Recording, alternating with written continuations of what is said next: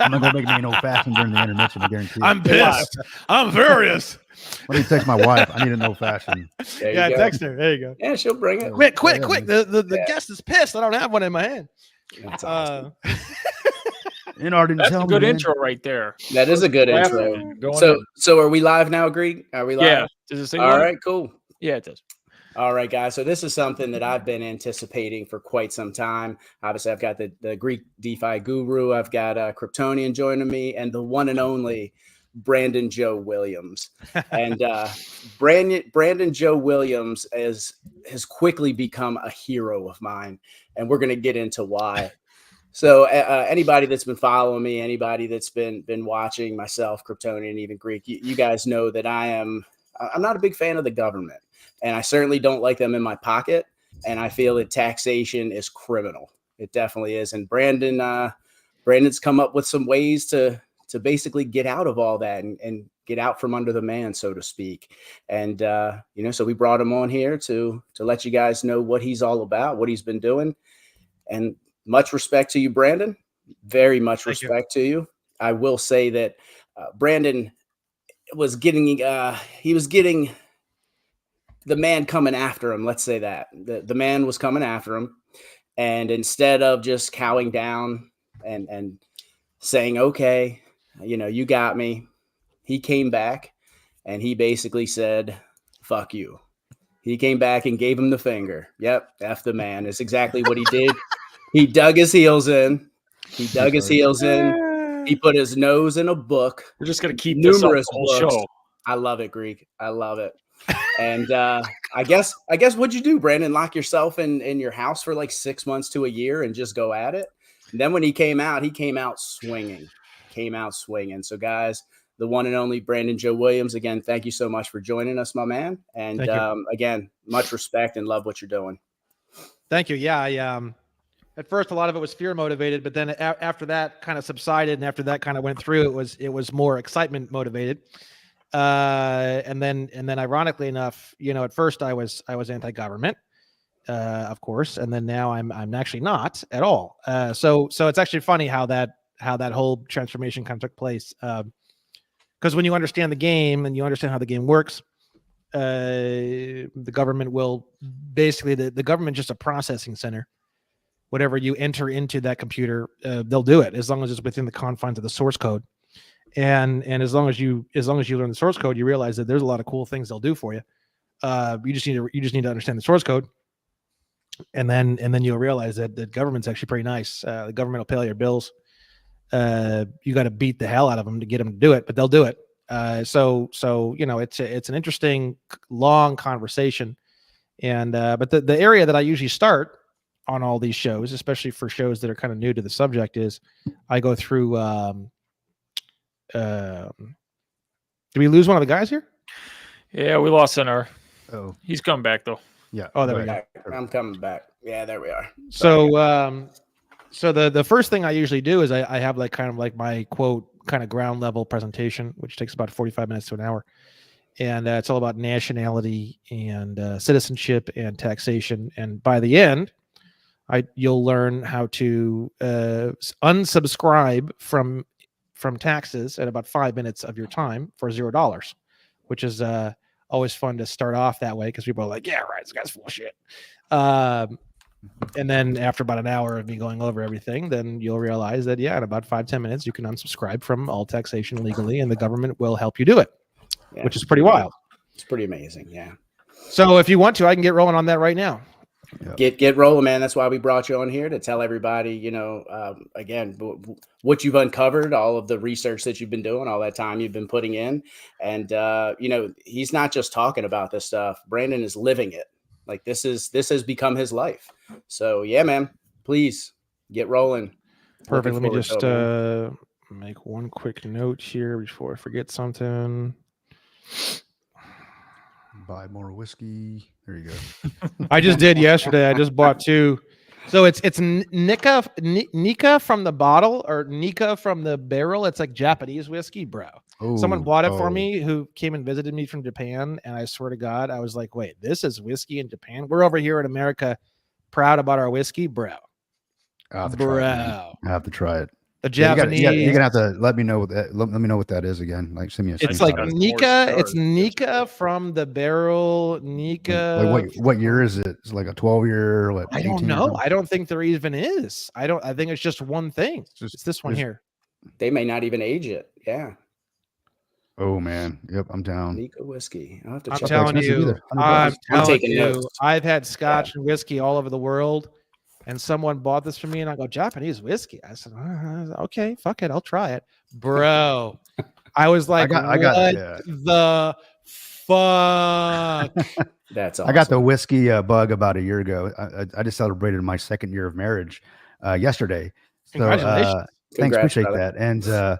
And I've seen your videos, man. So I know what you talk. I know what you say about marriage. So so Nah, it's all good. We I know it's all good. It's all Marriage good. is good. It's just how you go about it. That's right. That's right. No. But my brother-in-law got me All into you whiskey, married man. peeps. Yeah. It's just sad because it's such a beautiful thing, and it's just been turned into something so fucking stupid and ugly. And it's actually it really upsets people when they learn how it works. And you know what? It should. It's a disgrace to God. I don't even care if you're fucking religious. Yeah. It's a disgrace to nature. It's a fucking disgrace, is what it is. It's disgusting. But anyways, so I'm still a little irritated. I'm pretty chill about everything. I'm not anti-government, but that marriage shit pisses me off, honestly. It's one of the only things that really does. The two things that really piss me off is the marriage certificate, the marriage license stuff, and then registration, car registration. Which is the motor vehicle theft prevention program from 34 USC 12611. It's just unbelievably $200 to do my registration again. Yeah, when you learn what that actually is and how that works, you're going to be. I'm not even going to talk about it because it's demonetization type conversation. And I'm gonna another thing that pisses me off. Yeah, I'm gonna put pissing you off. Let me tell you something, Greek. So at the one of the intro videos that Brandon says is, look, I'm going to tell you some things. And it's gonna piss you the fuck off. I'm just warning you.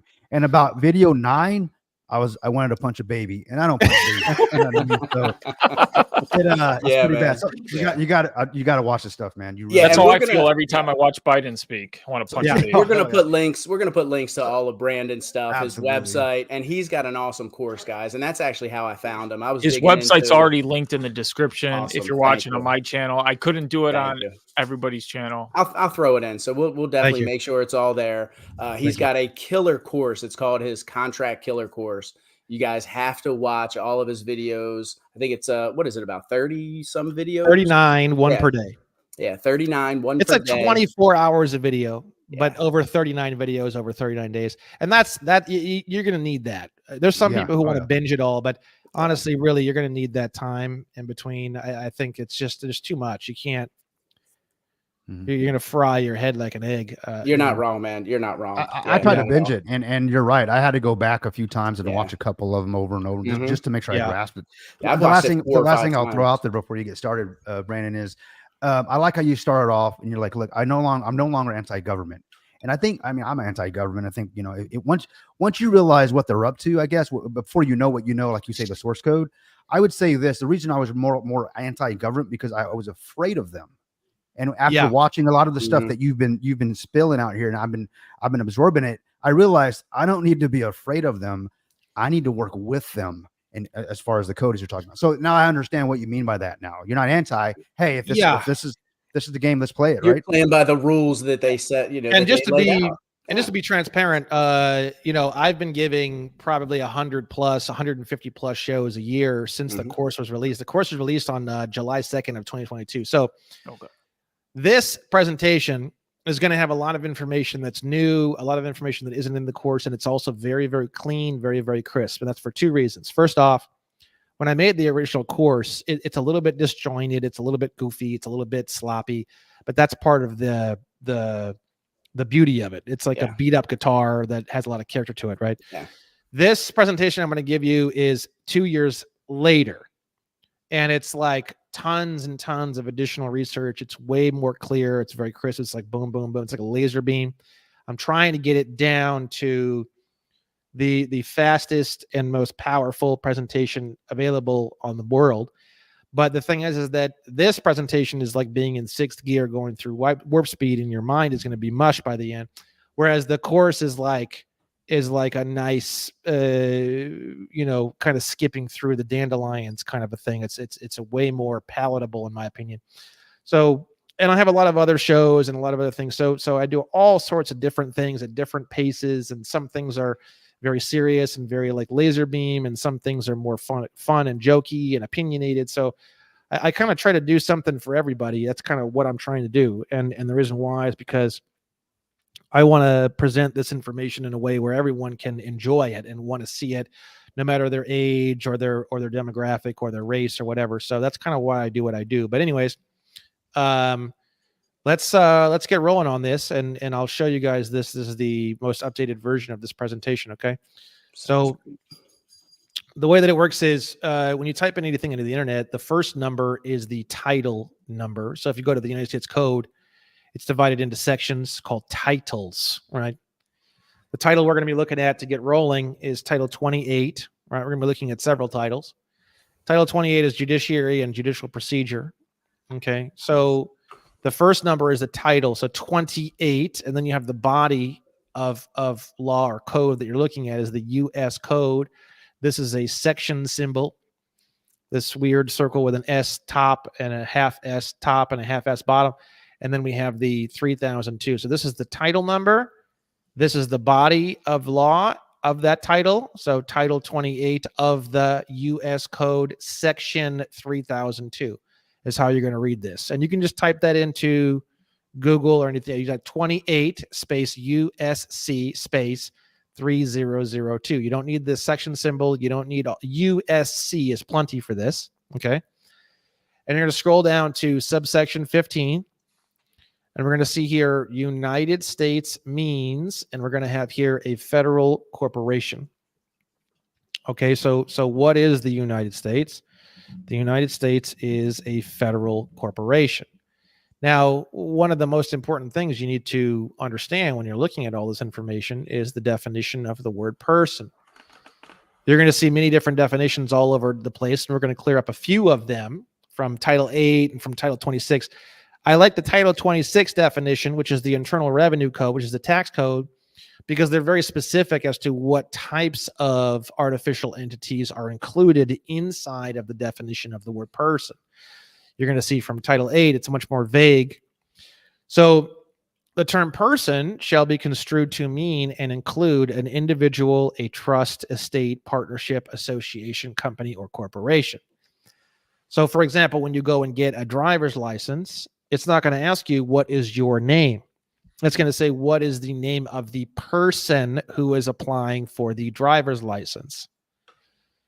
Anytime you see the word person, your ears should perk up a little bit, and there should be some slight alarm bells going off in your head, because you got to think every time the word person is used, what the fuck are they talking about? Are they talking about an individual, a trust, estate, partnership, association, company, or corporation? If you go to Title 49, which is transportation, 49 USC, let's see, CFR 390.5T. I'm not going to get off on this because if we do, it's going to take forever. But if you look up the word, there's this whole driving versus traveling, and then they say sovereign citizen and all this fucking bullshit. That whole conversation can be summed up in 5 seconds. It's very, very simple. If you go to the Title 49, which is all about transportation, and you look up the word driver, driver means any person who operates any commercial motor vehicle. The definition of commercial motor vehicle is any self-propelled or towed motor vehicle used on a highway in interstate commerce to transport passengers or property. And then it just cuts off. Wind the vehicle, and then it just cuts off. I don't know why. But you can see here that most people are not driving or operating a commercial motor vehicle. Now, look at this. The definition of the word person, when used in the definition of the word driver, you think the last one was wild. Look at this one. Person means an individual, firm, corporation, partnership, association, state, municipality, commission, or political subdivision of a state or any interstate body, as well as a department, agency, or instrumentality of the executive, legislative, or judicial branch of the federal government. And look at this last one. This is the most important part. This definition includes railroads. So this definition of the word person from 49 CFR 130.5 is the definition that they're using in the definition of the word driver. So without getting into driving versus traveling, and without getting into all that, and without even talking about it, let me ask the people who are listening to this podcast a question.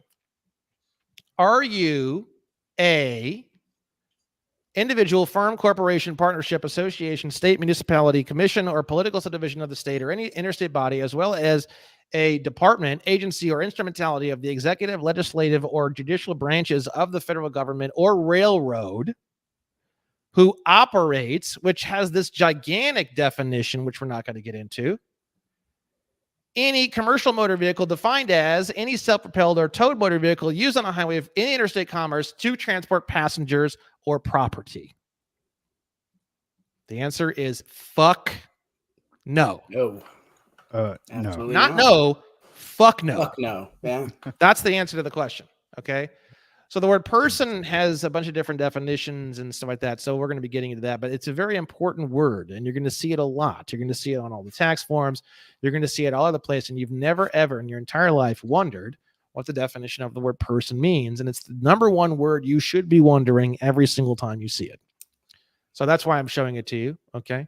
Now, if the word person is construed to mean and include an individual, a trust, a state, partnership, association, company, or corporation, and United States is a federal corporation, that means that United States is a person. At least in the terms that they're talking about. Yeah. So when you say when you see United States versus John Doe, those are two persons that are suing each other. The person called United States is suing the person called John Doe. And you can look up all the lawsuits you want, United States versus this, that, and the other thing. And you'll see every time in the jurisdiction and venue section of the lawsuit, it'll say that United States, per the definition, is a person. And that's just normal. Like, no one's ever questioned this. Okay? Now we're going to find out where is that person called United States located. We're going to go to a different body of law called the Uniform Commercial Code. This one's a little different. So it goes by articles instead of titles. So Article 9, Section 307. Same shit, just a little bit different wording, right? We're going to go to subsection H, location of United States. The United States is located in the District of Columbia. Do we know where? Do we know how large? Essentially, it's like this. You have what you know of as the United States of America, and it has these different states inside of it, such as California or Texas. The way that it works is the District of Columbia is a superstate. And then inside of that superstate is a smaller sectional state called United States. We don't know how big it is. We don't know how large it is. We don't know what shape it is. It could be in the shape of a cylinder. It could be in the shape of something like Oklahoma, where it has the long panhandle, whatever the hell it's called. Or shaped like a penis. Or it could be shaped like a penis. It could be shaped like anything. Yeah. It could be shaped like a butterfly or a star. Or a seashell. I don't know anything. We don't know. And you've dug and dug, and you can't find the answer to that, correct? Well, yeah, but I mean, we'll see. Maybe one day I will. Yeah. But yeah, so far I have not been able to find the exact coordinate, location / shape / anything. It's in the District of Columbia someplace. We don't know where. I don't know where. Okay. So how does someone become a United States citizen, right? The answer to that question comes from 42, Title 42, United States Code, Section 9102. What is Title 42? Title 42 is the public health and welfare. Subsection 18. Now, one thing I find fascinating is if a estate, partnership, trust, association, company, or corporation is a person, then it logically, could a corporation or an estate or a trust be a United States citizen? 42 USC 9102 subsection 18 subsection C is very clear. Any corporation, partnership, association, or other entity organized or existing under the laws of the United States is a person, thus is a United States citizen. That should be pretty wild for most people listening to this if they're new to the information. Okay. Now, if you're talking about an individual, you aren't talking about a trust, an estate, a partnership, association, company, or corporation. I'm about an individual. United States citizen means any individual who is a citizen of the United States by law, birth, or naturalization. Now, for this show, I've realized a few things this past week. Does it say anything here about location of a physical body? Does it say anything here about domicile? Does it say anything about your home or where you might be located or where you travel to work or that you're in a certain location 6 months out of the year or any other horseshit that most people believe makes you a citizen or resident of a state or the United States? No, sir. It does not. The answer is no. It's by law, by birth, or by naturalization. By law means operating under the laws of, which you do voluntarily when you sign up for an articles of incorporation for a corporation or anything else. By birth is tough because who's to say you were born in the United States? It's some unknown location inside of the District of Columbia. So I wasn't born there. I don't know if you were, but I wasn't. And then we have what I would consider to be the only way, really, that you can become a United States citizen, in my opinion, is the term naturalization. Most people believe that naturalization means that you live in a certain location for, like, let's say 7 years, something like that. That's not even remotely close to anything that has absolutely anything to do with the definition of the term naturalization. Now, shockingly, the definition of the word naturalization comes from Title 8. Title 8 is entitled Aliens and Nationality. Makes sense. Okay. Now, there's a definition section. It's very, very long. You can see it's endlessly long. It's called 8 USC 1101. Inside of this definition section of Title 8, which talks about nationality, we're going to find the definition of naturalization, which is found in 8 USC 1101, subsection A21. And it is the most mind-blowing thing you've probably ever seen in your entire life. To the point where you're not going to believe me and you're going to walk around in a daze thinking that the whole world is fucked and you don't know what to do with yourself for the next probably what I would consider 30 to 60 days. Yep. I walked around like a zombie madman for 60 days. All I thought about all day long was this definition and how it could be and how it couldn't be, and looking up every fucking word of everything in this definition in every fucking dictionary that has ever existed since the dawn of humanity. And this definition means what it says. There's a lot of weird things. There's a lot of weird definitions. There's a lot of weird secret definitions and secret meanings of things. This definition doesn't have a whole lot of that. In fact, less of that in this definition than almost anything you're ever going to find. Actually, it's extremely transparent, actually, shockingly. The term naturalization means the conferring of nationality of a state upon a person after birth by any means whatsoever. Now, typically, this is the point in the show, especially with new hosts that have not been familiar with my information.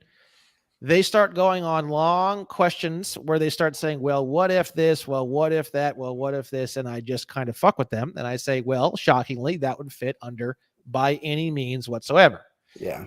And they give me probably 3 or 4 of those. And then they realize that no matter what they give me, I'm going to give them the same answer. And then they stop asking questions. With you guys, you guys are already familiar with this, so you're not going to do that. So the thing is that now, like I said, the definition of person, we've already cleaned up 2 different definitions, one from Title 49 of this Code of Federal Regulations and one from Title 26 of the United States Code. Now, Title 8 of the United States Code has a little bit more vague and open definition, but it's very similar. Definition of the word person means an individual or an organization. So it doesn't go and specifically list all these things or say you could be a railroad. It's a lot more open and vague. It could be any organization, including a railroad, or any individual. Okay. So if we reread it and we use that definition in place of the word person, the term naturalization means the conferring of nationality of a state upon an individual or organization after birth by any means whatsoever. So that means that every person has a nationality. That includes railroads, trusts, estates, partnerships, associations, companies, corporations, or God knows what else they're going to cook up. Your corporations, when you open them, and you said they were being opened in state of Texas, you conferred the nationality of state of Texas upon a person, corporation, after birth by any means whatsoever. And you can get very specific, and you can say, like, what if the corporation hadn't been created yet? Then it wouldn't be naturalization because that person hadn't been born yet. And it says after birth, not before birth. You can't confer nationality on a person that hasn't been born yet. It's very literal. So where I usually go from here is I say, okay, so you click on the word state and it's just horse shit. Who would have thought? The word state includes the District of Columbia, Puerto Rico, Guam, and the Virgin Islands of the United States and the Commonwealth of Northern Mariana Islands. This is not a definition. If you look up the definition of the word definition, this is not a definition. Yeah. It's like saying, what's for dinner? Well, dinner includes orange juice. I got it, bitch. What's for dinner? What the fuck? And I'm not trying to be sexist. I'm just trying to be silly. It's like, I love women to death. It's like, you know, it could be anything. Like, what's wrong with your car? Well, your brakes are good. I got it, you fucking asshole.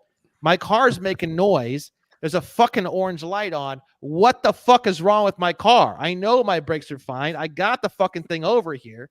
What the fucking thing is smoking? Why is the fucking thing smoking? Oh, well, it's not your tires. Okay, bitch, give me my keys. I'm leaving. Do you see? This is not a definition. This is horse shit. So what is the definition of the word state? So the definition of the word state is, you know, it's convoluted as shit. But basically, if you go to Black's Law, I have all this shit cold here. Otherwise, it takes me forever. You're going to see in the free course, I'm hunting around and singing because it takes forever to find all the different definitions. So I have them all kind of cold here for ease of use. And, you know, I do recommend that everyone go to the actual dictionary and look these up for yourself to verify that I'm not an idiot or crazy. But I will be using my own website for this. So the word state, we're going to go to this here. When you look up the word state in the dictionary, it says here, in its largest sense, a state is a body politic or society of men. It's not very useful. It's like giving another weird definition for it. You're not really getting anywhere, right? So you go to body politic and it says state or nation or public association. So again, you're getting kind of circular. So I was looking around and I was trying to find a definition that actually works. And I found this definition of the word nation. So state and nation mean the same thing. Body politic means this. It's all the same shit. It's a bunch of different words. They all mean the same thing. So what is this thing? This state, this nation, this body politic, whatever. A nation or state is an independent body politic, a society of men united together for the purpose of promoting their mutual safety and advantage by the joint efforts of their combined strength. But every combination of men who govern themselves independently of all others will not be considered a nation. A body of pirates, for example, who govern themselves are not a nation. To constitute a nation, another ingredient is required. The body thus formed must respect other nations in general and each of their members in particular. Such a society has her affairs and her interests, She deliberates and takes resolutions in common, thus becoming a moral person who possesses an understanding and will peculiar to herself and is susceptible of obligations and rights. So what is this? It's very simple. It's the same way that a whole bunch of cells work together as a form called a human body. Billions or trillions or quadrillions of cells, all operating in this like perfect functionality with all of these organs and all these things. And then you have this particular intelligent essence called an individual that operates this meat body thing through space. And, you know, it's this whole fucking gigantic, massive operation actually, right? So a nation is a bunch of individuals that work well together internally with internal tranquility, and then they work well externally. Now, you'll see in this definition, they go into a gender change here. Now, I personally believe that the reason why the word person includes estates, partnerships, trusts, associations, companies, and corporations is because the word nation involves those things. A state is an estate is a nation. A company is a nation. An association is a nation. These things are all nations. They operate as as one person. It's a bunch of persons or people operating as one person, and they start genderizing it here in the definitions. Society has her affairs and her interests.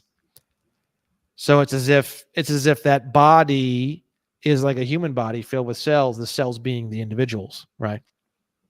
So a nation has nothing to do with location or territory or space. A nation could be an online Call of Duty clan, could be a nation. And you could have your own coat of arms, and you could have a whole legal section and bank accounts. Your family, you see it in Scotland. You know, one thing I realized this last week is you go back in time, especially in places like Scotland, you have these castles and these coat of arms, and you have these families that have these whole diplomatic arms. It's because that family name is a nation, and the coat of arm represents family of fill in the blank. Yeah. That family is a nation. And as long as that nation follows the definition of nation and has good internal and external tranquility it's legally its own foreign nation. We're going to get into that shortly. Okay. So if we take this definition of nation and we go back to the definition of naturalization, I'm going to replace the word state with the word nation because they mean the same thing. And I'm going to replace the word person with the definition of person from Title 8. And you're going to finally see how simple and how crazy this actually is. The term naturalization means the conferring of nationality of a nation upon an individual or organization after birth by any means whatsoever. Whatever your shit and you and everything you own and all your corporations and all your estates and all your railroads are wherever the fuck you say they are. And if you say they're someplace else 10 minutes from now, they're now there. And if you say they're in 3 different locations all at the same time, they're all there now. If you say that one of your corporations is located on Jupiter, legally, that corporation is now located in Jupiter. If you say that corporation is located on Jupiter, Mars, and Saturn, legally, that corporation is now naturalized into Jupiter, Mars, and Saturn. I am not fucking kidding with you. It does not say anything in 42 USC 9102 about the location of a human body or the body of a natural person. That has absolutely nothing to do with the situation at all. And if someone brought that up in a court of law, I would stand up. I would say objection. I would say irrelevant. Completely fucking irrelevant. If you are not conferring the nationality of a nation upon an individual or an organization after birth by any means whatsoever, anything you tell me about the location of anything is all false, irrelevant, and has no basis in law whatsoever. Now, what does that mean for you? Wherever the fuck you say you live, wherever the fuck you say you are, wherever the fuck anything you have or own, or any artificial person or entity you say you have or own, or actually, in fact, anything you don't own or have, you can renaturalize fucking Starbucks. If they don't rebut that statement of naturalization, Starbucks is now legally located on Saturn, Mars, and Jupiter.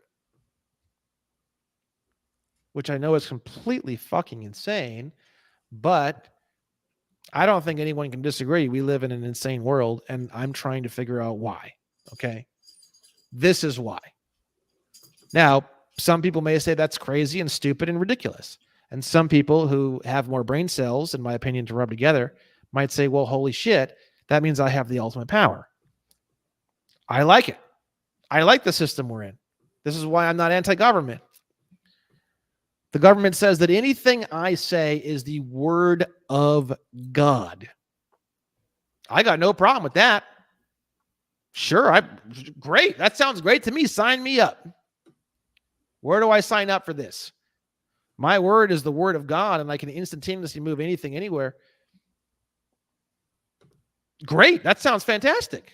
That doesn't sound like tyranny to me. That sounds like you work for me. So I love the system. I love the way it is. I love Title VIII, and I'm in full agreement with how this works. And I operate, and I use this all the time. I use this in my lawsuits. I use this in all my corporations, all my contracts. I use this everywhere. And I don't have any issues because nobody fucking knows any of this fucking information. So they just think I'm either completely batshit insane or I'm a fucking genius. And I don't care which one they think. They can think one or the other or both. Okay? So if that's what naturalization is, and that's what a U.S. citizen is, then you say, Brandon, that you're this other thing that we've never heard of, that there's some information on the internet that says that you're all these crazy things and crazy people and sovereign citizen and all this. So what is this other thing that you're talking about? It's called a national. The word national isn't even capitalized. You can see it here. It's an 8 USC 1101 subsection A21. The term national means a person. Same definition, Title VIII. We're still in Title VIII. So it's an individual organization owing permanent allegiance to a state or nation. Very simple. The only part of this that we don't know yet is the word permanent, which we can't click on. Thank God for Cornell. They plug everything in for us beautifully. You won't see that other places. You have to go and dig if you want to find the special definitions. Boom, we're going to click on permanent. The term permanent means a relationship of continuing or lasting nature as distinguished from temporary, but a relationship may be permanent even though it is one that may be dissolved eventually at the instance either of the United States or of the individual in accordance with law. It doesn't mean a fucking thing. It means that, I don't know, it doesn't mean anything. It's an oxymoron. It's permanent, but you can eliminate it whenever you want, and so can we. Fuck you. It doesn't have a definition then. So you just remove it. It doesn't mean anything. So if we reread it now, we're going to remove the word permanent. We're going to replace the word person with the definition of Title VIII, and we're going to replace the word state with the word nation. The term national means an individual or organization owing allegiance to a nation. It's like so simple. It doesn't require thousands of hours of conversation or even 5 minutes of conversation. It doesn't require any conversation. Whatever you pledge allegiance to, boom, you're now a national of that thing. A national of Zimbabwe, a national of Jupiter, a national of California, a national of France. It's a national of anything. It could be a national of what they use in the passport endorsement page. They say global women's issues. It could be a national of global women's issues, which I'll cover in a little bit. It could be a national of anything. It could be a national of the United Nations. The United Nations, if someone had pledged allegiance to the state or nation called United Nations, they would be a national of the United Nations. The word national is not capitalized. So it's a non-proper noun. It's interesting that they don't capitalize it. It's interesting. It makes sense, actually, if you think about it. Mm-hmm. Whereas the word U.S. citizen is capitalized. So what is allegiance? When you look in Black's Law and you look up the definition of the word allegiance, I have it here in one of my documents again, because it's going to take me forever to find it. The Black's Law second edition definition is: by allegiance is meant the obligation of fidelity and obedience which the individual owes to the government under which he lives or to his sovereign. For example, it would be a king or queen or something like that in a monarchy. That's why they use that term sovereign here. In return for the protection he receives. Now, here's the most important part, in my opinion. It may be an absolute and permanent obligation, or it may be a qualified and temporary one. So you believe, many people believe, that pledging allegiance is this absolute, infinite, undefined thing. Couldn't be farther from the truth. Allegiance is a contract, and that contract is entirely and completely definable by your own terms and boundaries. The definition of the term definition is essentially boundaries. Like, if you don't have a definition for a term, there's no boundaries. It's just, it could be anything. Lassoing the definition of a term means to give that term boundaries. No, it only means an orange car or a red car or a blue car under the weight of 2,000 pounds, you see? And you could just say it's a slabber blammo or whatever. You can make it up, right? And you say a slabber blammo is any vehicle that's either red, blue, or green that's under 2,000 pounds. And now we have what's called a definition. All definitions are by definition some sort of boundary associated with the meaning of something. If it's like man or woman, they're trying to make man or woman mean anything and everything. Well, that's literally the opposite of what the definition of definition is. A definition is a limiting idea of what something means. So by definition, not having a definition would not be a definition. Right? So the thing is that when you contract, which you have the infinite ability to contract as you see fit, you define what allegiance means for yourself.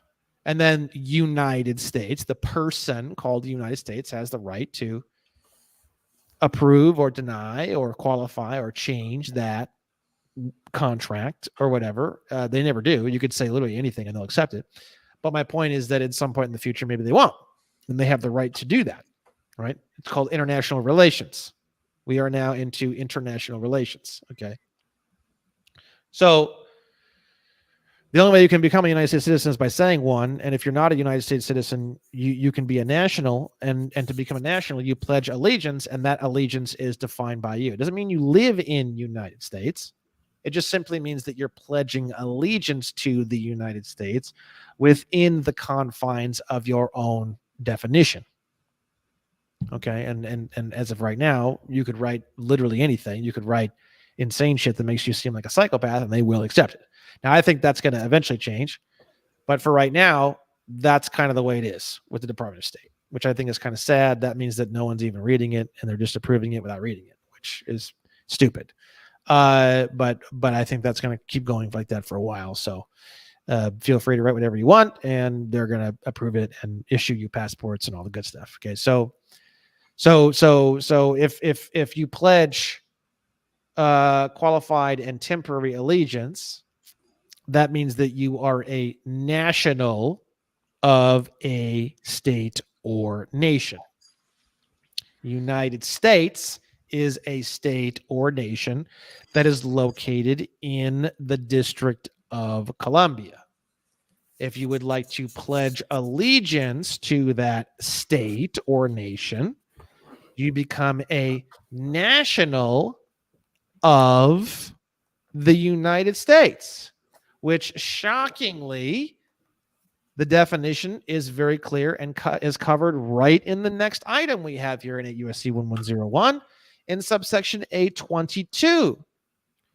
The term national of the United States means A, a citizen of the United States, or B, a person who, though not a citizen of the United States, owes permanent allegiance to the United States.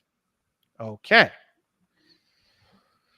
Now we're going to look at 22 CFR 51.2. Who is a passport issued to? Well, this is pretty shocking for most people. People think that a passport's only issued to U.S. citizens. And actually, what's funny is we get a lot of letters from the Department of State that say that we can only issue a passport to a United States citizen. That is completely fucking false. You can sue them and you will always win. It is blatantly, obviously, insanely false information. The true information comes from 22 CFR 51.2. The name of the goddamn title of the section is passport issued to nationals only. And then subsection A passport may be issued only to a U.S. national. And what is the definition of passport? I'm a little curious. Passport means a travel document, regardless of format issued, under the authority of the Secretary of State, attesting to the identity and nationality of the bearer. Does it say conferring the nationality of the bearer? No. Attesting to the identity and nationality of the bearer. Nationality is the conferring of nationality of a state upon a person after birth by any means whatsoever. Attesting to the fact that someone or something or they have conferred the nationality of a state upon themselves or someone else, or had that nationality conferred upon them by someone else after birth by any means whatsoever. They are literally just attesting to the fact that that's occurred. They are not conferring the nationality of any of this shit upon you. They are simply attesting to the fact that it has occurred, that somebody somewhere has done this. That is what a passport is. Passport is ridiculous. I am going to start creating my own for my own nation with my own coat of arms, entirely custom from scratch. And if anyone believes that it will not be accepted, I will take them to an Interpol court or we will figure it out. We will figure that out, because that is fucking ridiculous. You will be accepting my own personal customized passports of my own personal nation. That'll be interesting. Yes. That'll be interesting. That will be fun. From Jupiter, right? Yeah. I'm Jupiter. I'm on Jupiter, and you will accept this. And if you don't, we're going to have some fun. We are going to tango. Okay. So a passport may be issued only to a U.S. national. A national is a person who owes permanent allegiance to a state, and United States, or U.S., is a federal corporation located in the District of Columbia. So you say the term U.S. national, and this one says national of the United States. It's the same thing. And then you go to an I-9 form, an I-9 employment verification form. This is what you fill out when you get a job, for not for like your little podunk spots, but like a major company. They're going to give you one of these. Box 1 says a citizen of the United States. Box 2 says a non-citizen national of the United States. So we have these three terms. We have the term U.S. national, which we see here in 22 CFR 51.2. Passport may be only issued to a U.S. national. We have the term national of the United States from 8 U.S.C. 1101 subsection A22.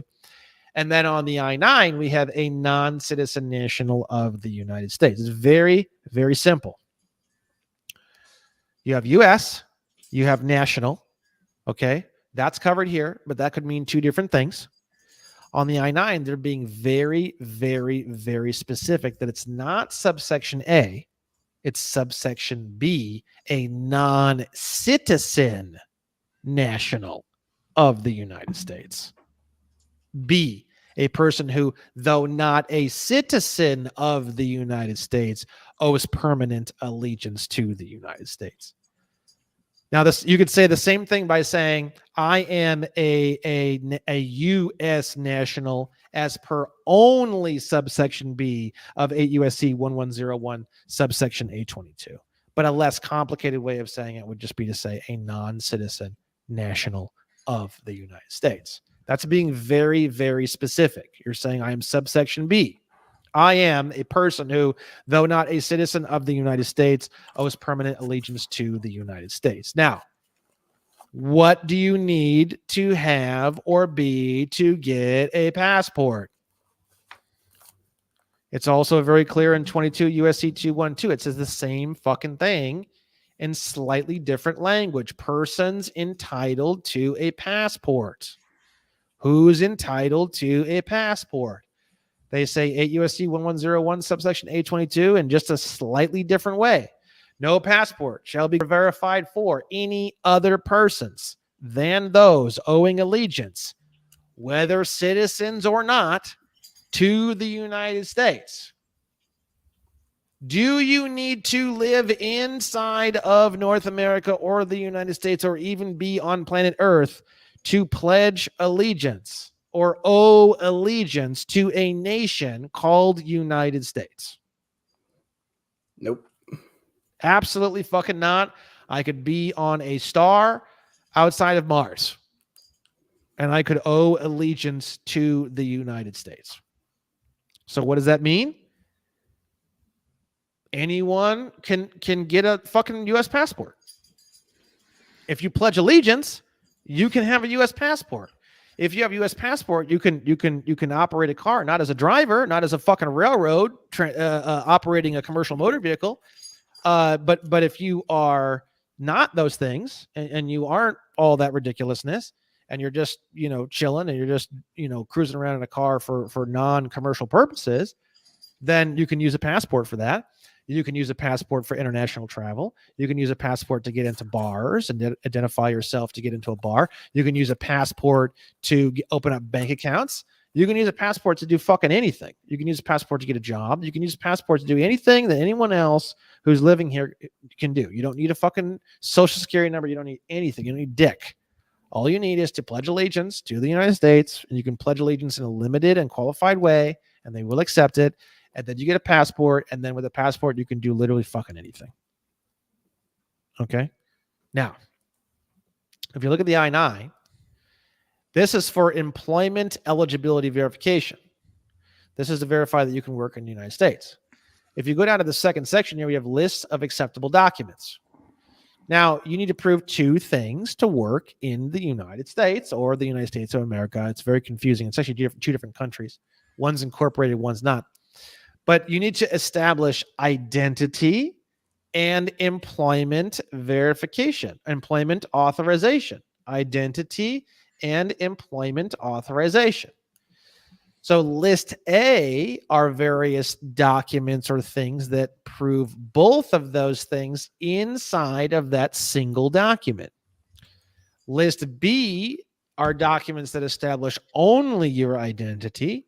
And list C are documents that establish only employment authorization. So you have to have one document from list A or one document from both list B and list C. Point number one of list A, and the only motherfucking thing that you need to show absolutely fucking anyone, even though they think that you need to give them all this other bullshit, such as a social security number, which comes from list C. You don't need to give them that or anything. They don't need fuck all. All they need is a U.S. passport or U.S. passport card. How do you get that? By pledging allegiance to the United States. What's the definition of allegiance? It could be limited and qualified. And you could honestly write up almost gibberish. And sadly, which I think is very incorrect and improper, they will approve it. I think that's ridiculous. Personally, I don't think that should be operating that way, but that's the way it currently operates because literally no one, even in the passport office, knows any of this information, which is pathetic as fuck. Yeah. But that is the world we live in. You could write hobble globbin, blah, blah, blah. I love alphabet soup. I love the tomato flavor of alphabet soup, and I'm telling you, they'll approve it. Approved. Which is fucking Stamp it. stupid. That's funny. Fucking stupid. So now I've got a thing. There is no such thing as illegal aliens. There's only aliens who have not conferred the nationality of a state upon themselves after birth whatsoever, and also aliens who have not had the nationality of a state conferred upon them by another after birth by any means whatsoever, which is fucking weird. Because if the corporation is a person, can a corporation confer nationality on an individual? I don't know. I would say yes. Mm-hmm. So even if Starbucks wanted to say that they confer the nationality of state of California upon you after birth by any means whatsoever, they don't need a fucking work visa. You're a naturalized U.S. national and you're entitled to a passport. A passport's good for 10 fucking years and you can work all you want. Visas and green cards and all this stuff. It's all bullshit. It's crazy, man. So at that point, we'll break because you have some questions, and then we'll get back into the second part of the presentation, which is taxation. Yeah, so I was going to say, Brandon, I appreciate you definitely going into a lot of detail that you didn't really get to cover in the videos that I had seen, and I can understand why. Well, a lot of this is and after that, I've been, like I said, I've been giving like 130 presentations a year. So over the past, keep in mind, it's been almost 2 years. I'm going to have my 2-year anniversary for the course is going to be July 2nd. So we're almost there. Cool. So keep in mind, it's every day, all day long for an additional 2 years. And I was only, so 6 months would have been March 14th. So I was only, so 3, 4, 5, 6, 7, 5 months. So 4.5. So I was only 10.5 months in when I did that first course from 0, 10.5 months. And now I'm 2 years post even that. So you can see that this has evolved into like a 45-minute presentation that's more powerful than like the whole fucking course, a huge chunk of the whole course combined, because of all these other things and definitions and more clarity that I found over the years. And this is what it's kind of evolved to at this point. So anyways, but any questions? And I can absolutely see that, from watching the course and then seeing this, I'm like, you're definitely cutting the fat. And I completely understand the definitions. So back regarding the passport. So I've got the passport, I've got the card and the booklet, right? And I know we'll probably be getting some questions soon after we're done with the full presentation here. Oh yeah. But I did the whole, got my passport as everyone does. And, so I'm curious to when I reapply for this thing, I just got it renewed. Like, I think last year, I got it renewed, so. I remember what you were saying in your present in the videos that that people with those with a passport or a non-US citizen, right, with a passport has a lot more pull, a lot more, I would say, rights or more things that are available to them than an actual, like someone like myself who did the old-fashioned way, I think, and I'm sure you're going to get into that, right? And that blew my mind because it's like I'm going around with my passport for years. I've traveled all over the globe. I've been to Japan, right?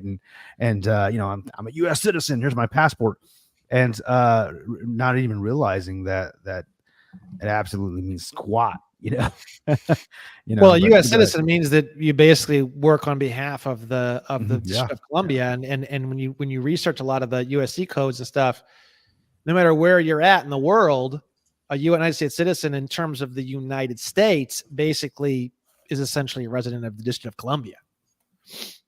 Yeah, that's what blew my mind too. Which is wild. Yeah.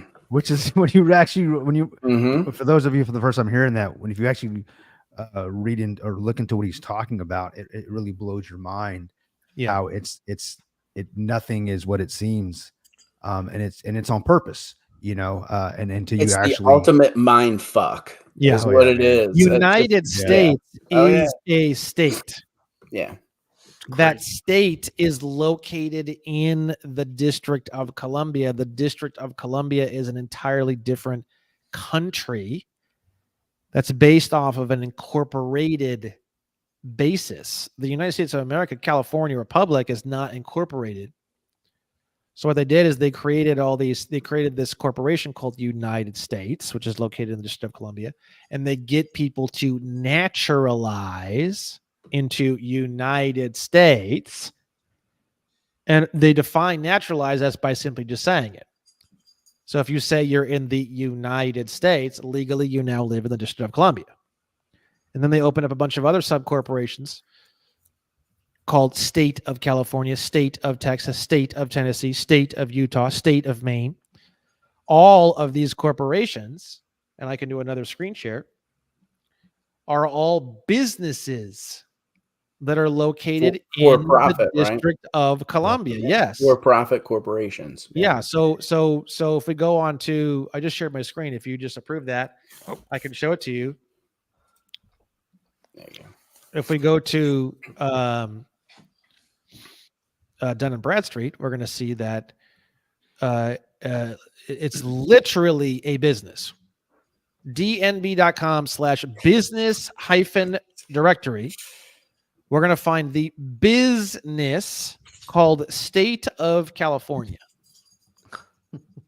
State of California has a Dun and Bradstreet number. It is a fucking business. Wild. That is located in the District of Columbia. So when you sign up for voter registration, when you get your driver's license, they make you sign under penalty of perjury that you are a resident of State of California. State of California is located in the District of Columbia. Naturalization is the conferring of the nationality of a state upon a person after birth by any means whatsoever. They are enticing you to naturalize into the District of Columbia. You are abandoning willingly and voluntarily all of your rights and all of your standing as a true American, because the District of Columbia is not part of the United States of America. It is the super state above the corporate state that has nothing to do with the Constitution, has nothing to do with the Bill of Rights, has nothing to do with the Second Amendment, called United States. And when you're in the United States, you have to pay income tax and have a permit to buy or carry a firearm. The Second Amendment does not protect firearms. The Second Amendment is the right to bear arms. It's not the ATA, alcohol, tobacco, and arms. It's the ATF, alcohol, tobacco, and firearms. There's a reason they get specific like that. Yeah. All of the words are different. There's a few people who have been floating around the world wondering, well, why do we have the sheriff and the police? Why is there two different systems? This is why. The police is a private security force working for an incorporated zone called the District of Columbia. Inside the District of Columbia is a place called State of California. State of California has something called the CVC, otherwise known as the California Vehicle Code. When you confer the nationality of State of California upon yourself through voter registration, driver's license, or any other means, by any means whatsoever, you are now contracting willfully and voluntarily into the California Vehicle Code. A ticket that they're going to write you on the side of the road is a lawsuit for breach of contract of the California Vehicle Code. If you aren't naturalized, they can't do that. So, for example, I don't live in the state of California. I don't live in the United States. And I've pledged very qualified allegiance because I do want a passport and I do want to help. And I don't think that the government's fucked. I think there's a lot of problems. But I want to help and I want to try to fix as best I can. I don't care if if the government changes or gets smaller or bigger or what. I don't care. I just want to help clean some of this up. That's it. It's very simple. I don't have an agenda. I really don't care. I think most Americans don't like this stuff. And I think as they learn more and more about it, they're not going to be too happy. But where that leads to, I don't know. I don't care. You want to get rid of all of it. You want to keep it. You want to change it. As long as people are aware of what's happening and people are aware of the contracts they're signing and they're asking questions and they're understanding these words, terms, and phrases more, wherever we head, I think it'll be a lot better than where we're at now. But where that's going to be, I don't know. I don't really fucking care, honestly. Okay. So you got to realize that a citizen of the United States is somebody who literally says they are a citizen of the United States. It's a fucking, that's it. That's the end of the story. Right. So you have 18 USC 911. I had a company recently try to hire me for some landscaping services. And they're like, oh, we need a W-9 form. If you look at the W-9, which, by the way, is a naturalization form, very, very simple. We're going to look at the W-9. This is what most people sign when they get a job. Here's the, sometimes they sign them even once a year. If you go to part 2, it says here under part 2, you're certifying under penalty of perjury, which is a felony, that I am a U.S. citizen or other U.S. person. And then right here at the signature page, we have signature of U.S. person. Now, if you aren't a U.S. citizen, and you aren't living in the District of Columbia and you haven't naturalized or you don't want to be there or you would like to be an actual American and actually have a Second Amendment, you aren't a U.S. person or U.S. citizen. You are a non-citizen national of the United States, but only if you're willing to pledge allegiance to the United States. If you aren't willing to pledge allegiance, you aren't even that. You are none of these things.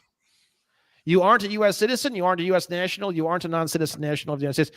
You are none of these things, and you don't get a passport, and you're in for a rocky ride. You're going to have a hard time doing almost anything. If you would like to pledge qualified and limited allegiance to the United States, you can get a passport, which allows you to do fucking everything, and you can have a very easy ride. Now, that choice is up to you. But you sure as fuck are not a U.S. person or U.S. citizen. That's for damn sure. Okay.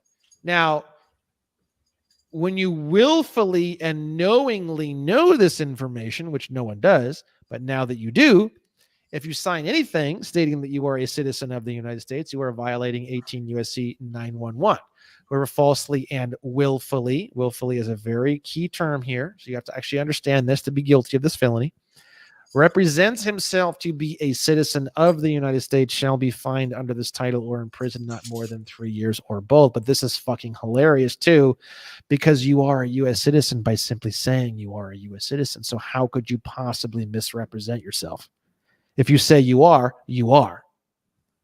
So I don't even know how someone could be guilty of this personally. I suppose the only way you can be guilty of this is if you agreed that you were guilty of it. I don't know how else you could possibly be guilty of this. Because if you say you are a U.S. citizen, bada bing, bada boom, by any means whatsoever, you are instantaneously, congratulations, I guess, you're fucked now, a U.S. citizen.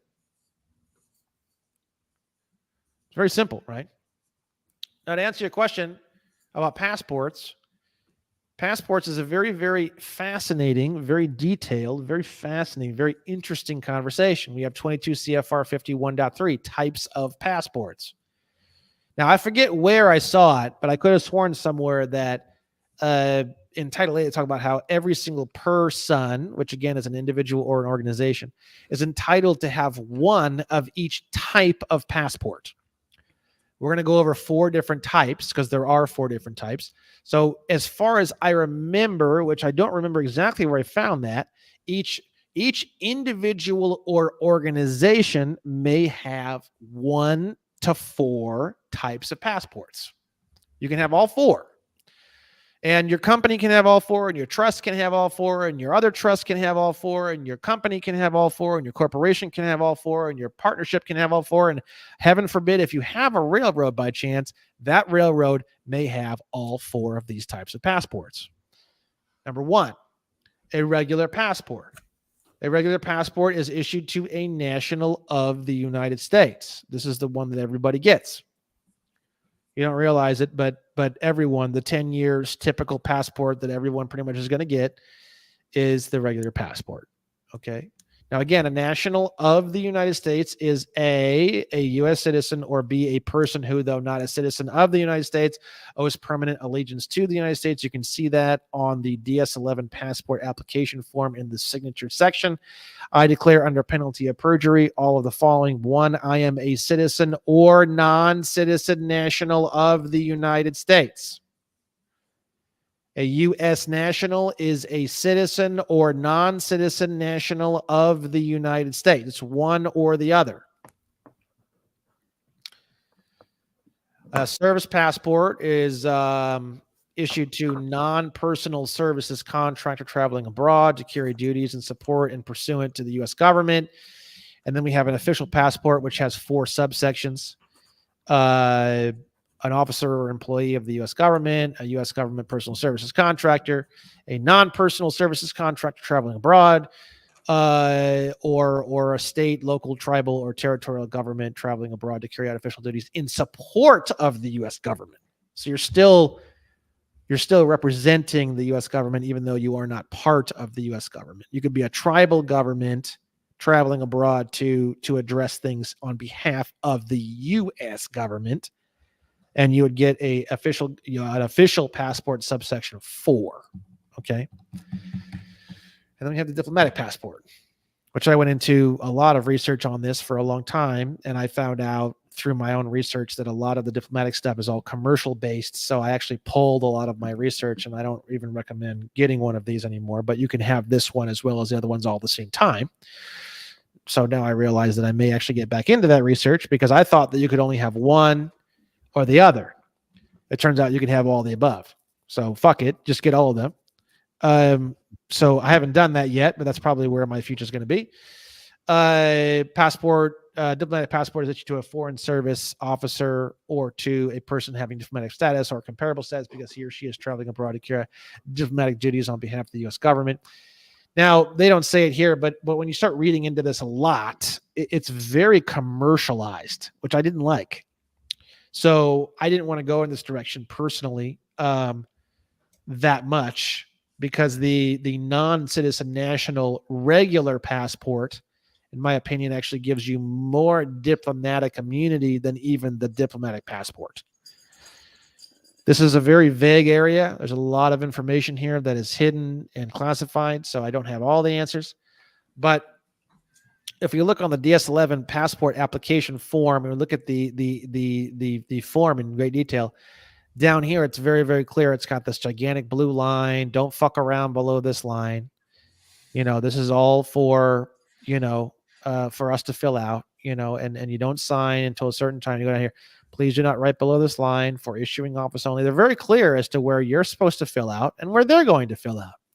Well, heaven forbid, right next to your fucking name, right in the fucking yellow, orange, shit-looking fucking color where you're supposed to fill it out. Obviously, we have these little boxes that no one's ever fucking asked anything about and nobody knows anything about. The passport office doesn't even fucking know about.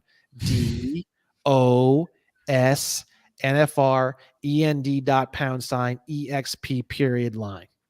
What in the fuck is this? Nobody fills this out. What is this? This is the 4 different types of passport. Holy shit. Diplomatic, official, service. S is for service. And then NFR is no fee regular, which we're going to get into in a moment.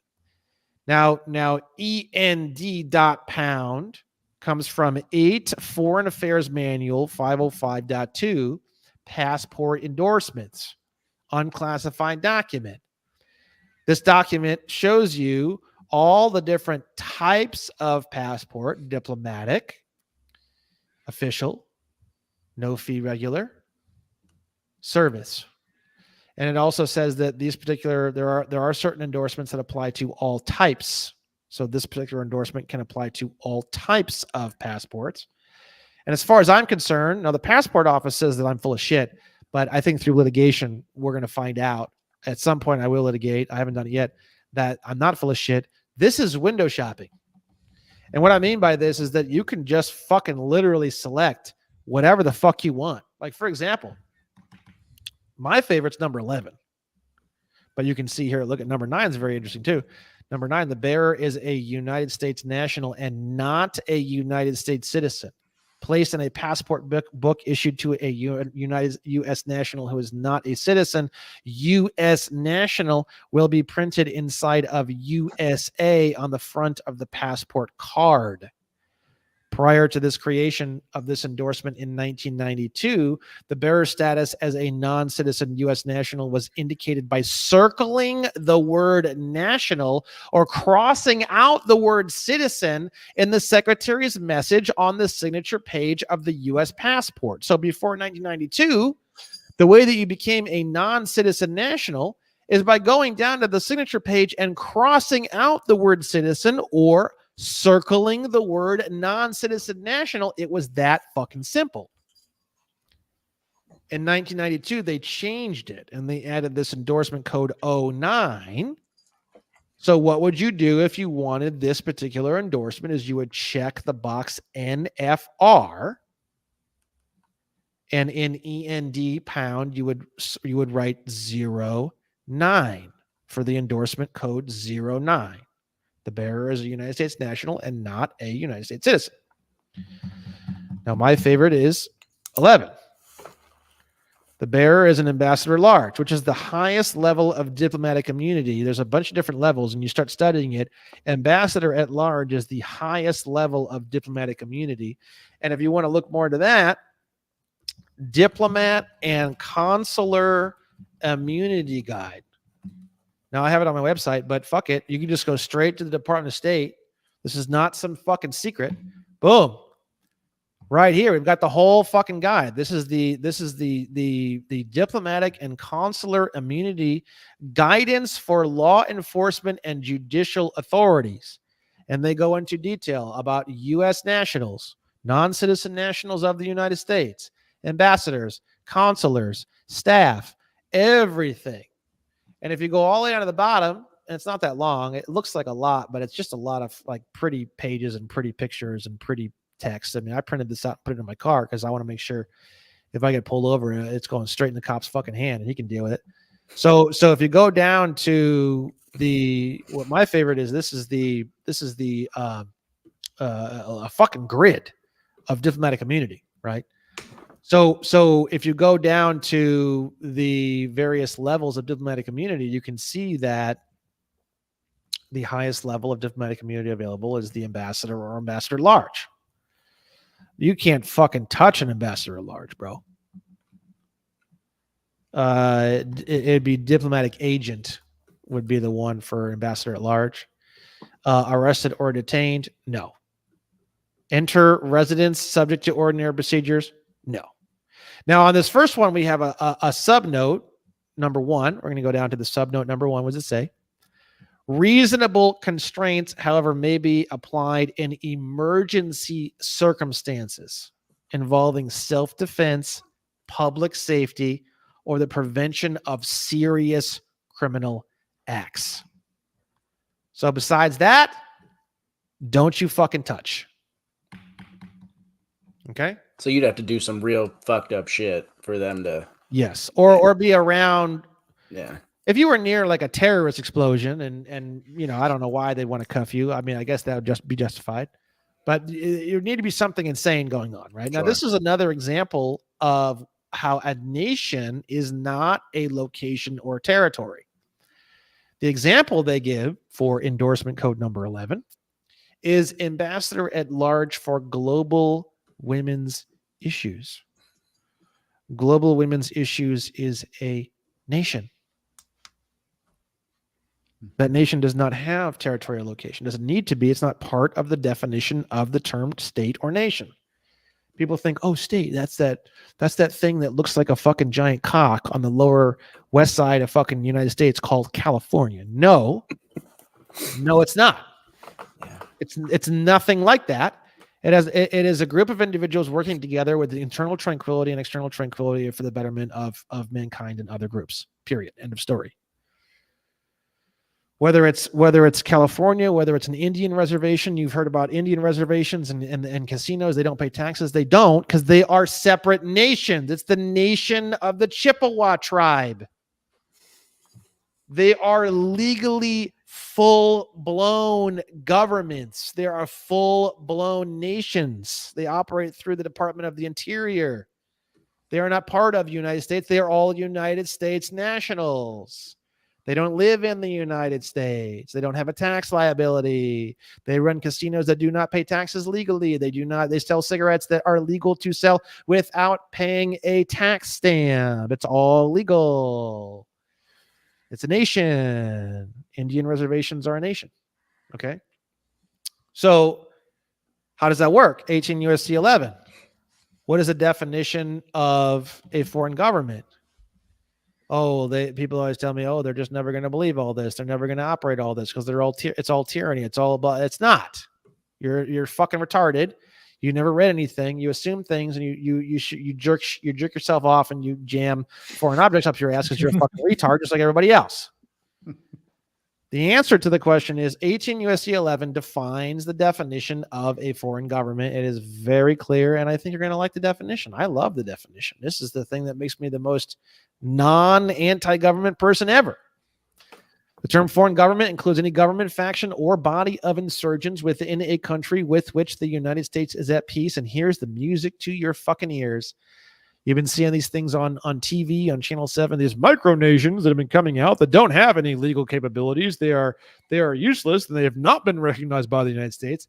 That's actually libel and slander. You can sue the news station because the definition of foreign government is irrespective of recognition by the United States.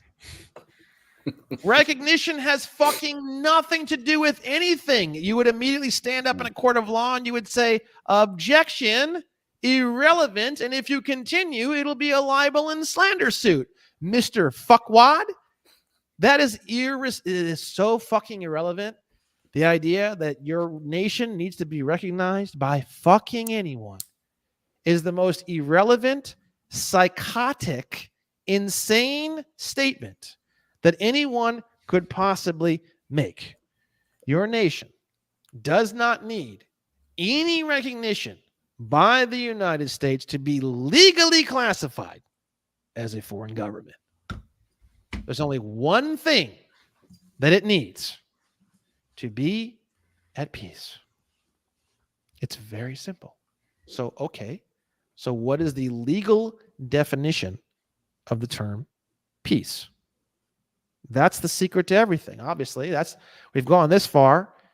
So obviously, whatever the definition of that thing is the secret to everything, because that's what achieves true sovereignty. Because if I'm at peace, then I'm legally completely I'm my own deal. I'm the king of whatever I want to fucking make up.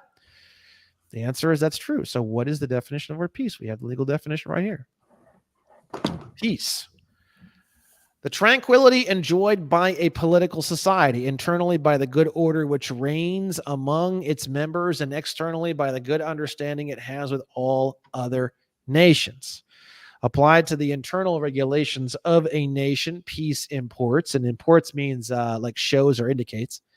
Peace imports, in a technical sense, not merely a state of repose and security as opposed to one of violence or warfare, but likewise a state of public order and decorum. So what does that mean? It doesn't mean that you're just sitting there, sitting on a cucumber and jamming a cucumber up your ass. It means that you are actively operating with decorum and public order. You are actively reaching out and helping others. You are actively improving diplomatic relations or attempting to improve diplomatic relations with external groups and operations. The definition of peace is not passive. The definition of peace is active. So if I had to redefine the definition of the word peace, is that you, involved in all the various groups that you involve in, whether it be an online club or whatever, are actively reaching out and improving the lives of others and other groups. To me, that is the legal definition of the word peace. And if you fit that definition, congratulations, you have a foreign government. And the way that you move yourself and your trusts and your estates and your partnerships and your associations and your companies and your corporations into that nation is by simply conferring the nationality of that nation upon these persons after birth by any means whatsoever. Congratulations, you now have your own sovereign kingdom.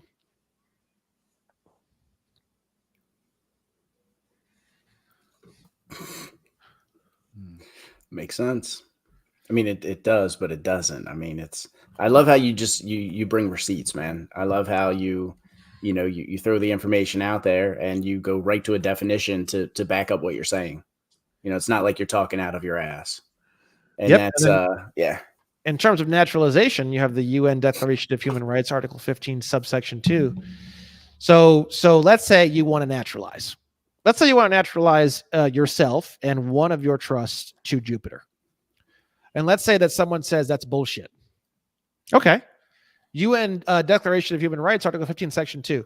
No one shall be arbitrarily deprived of his nationality nor denied the right to change his nationality. If anyone would like to stop me from creating my own nation or naturalizing any person that I would like to naturalize literally anywhere, it is an international human rights violation, and I will be getting involved in international courts, Interpol, whatever I have to do, because it's an international human rights violation. No one can stop you from naturalizing into anything. And naturalization means just saying whatever, and boom, you're there.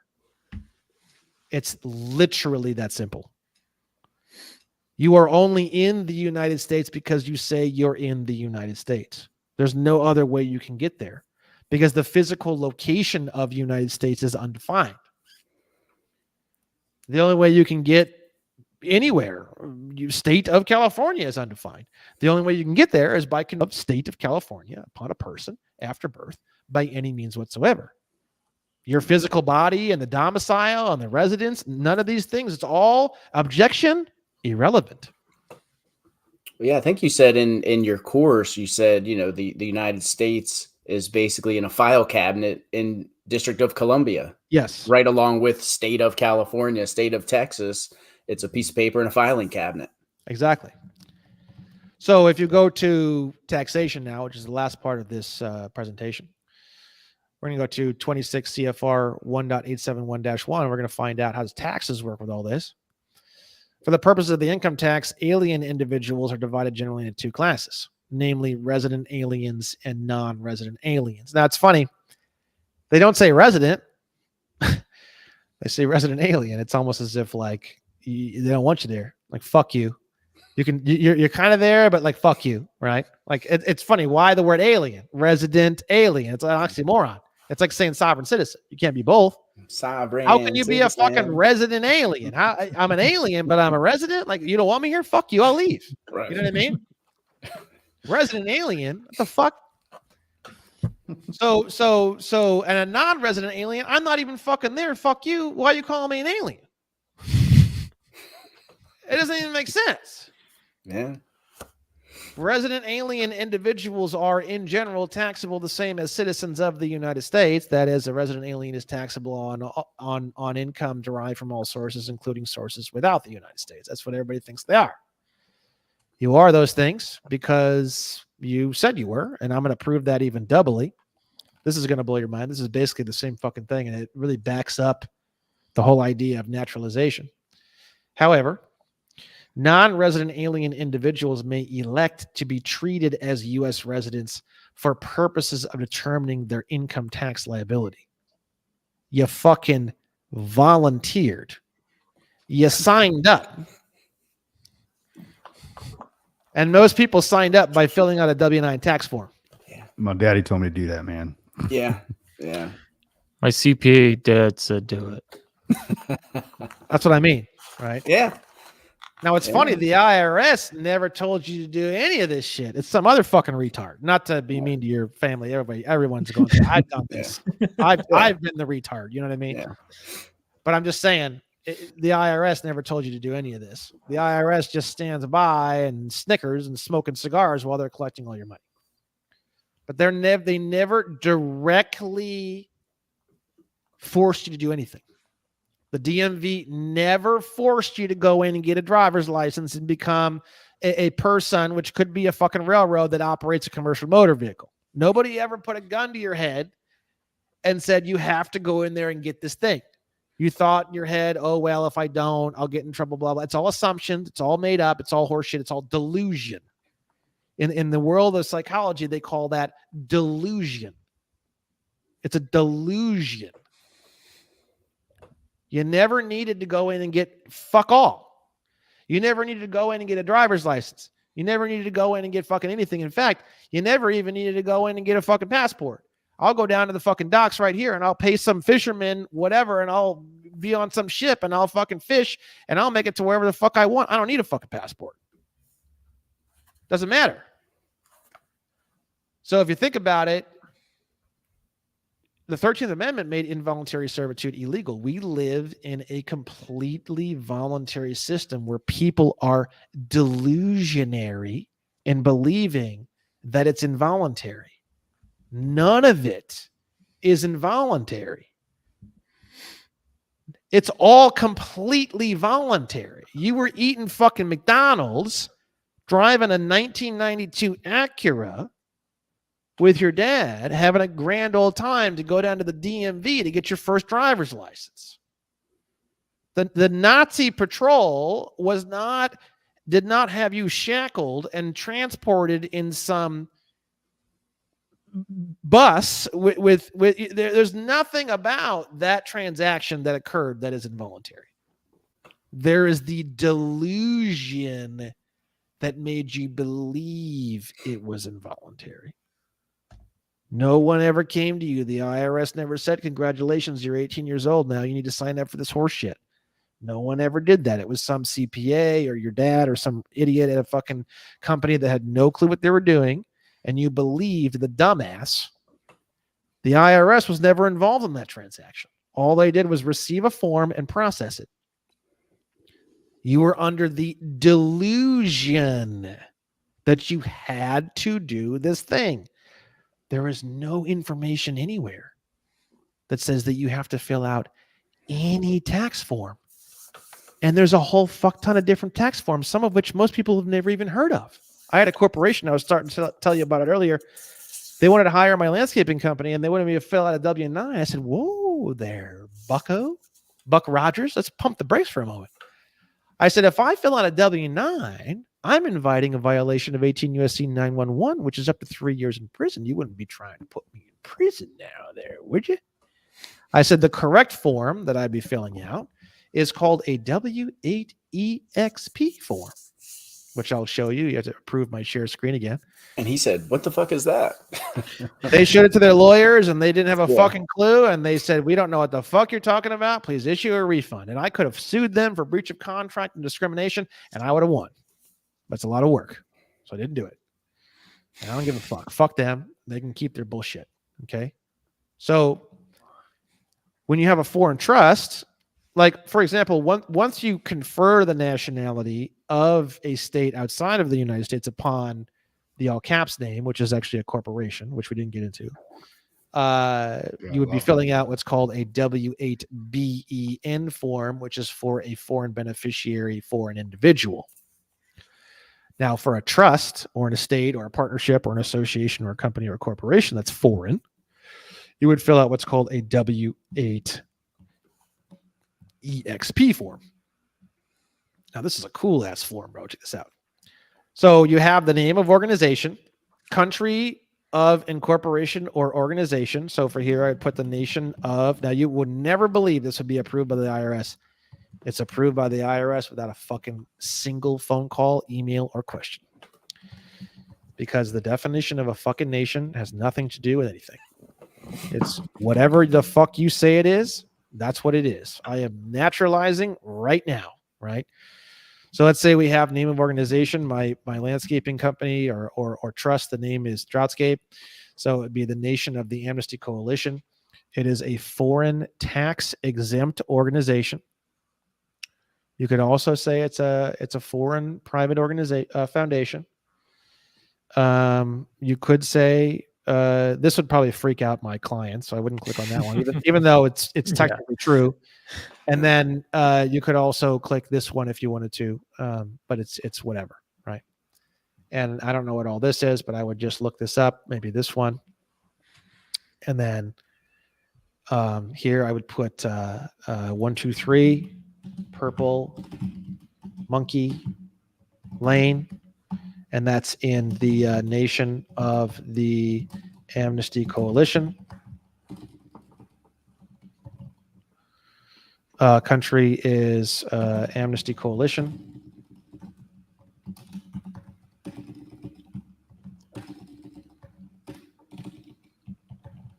Mailing address. Now the mailing address is different because you can't mail me at 123 Purple Monkey Lane. So here I'll put my PO box. If you want to actually contact me, go ahead. This is not where the organization is located, but if you'd like to contact me, you can be more than welcome to. 91209, and then we have your country would be California Republic. Now check this out.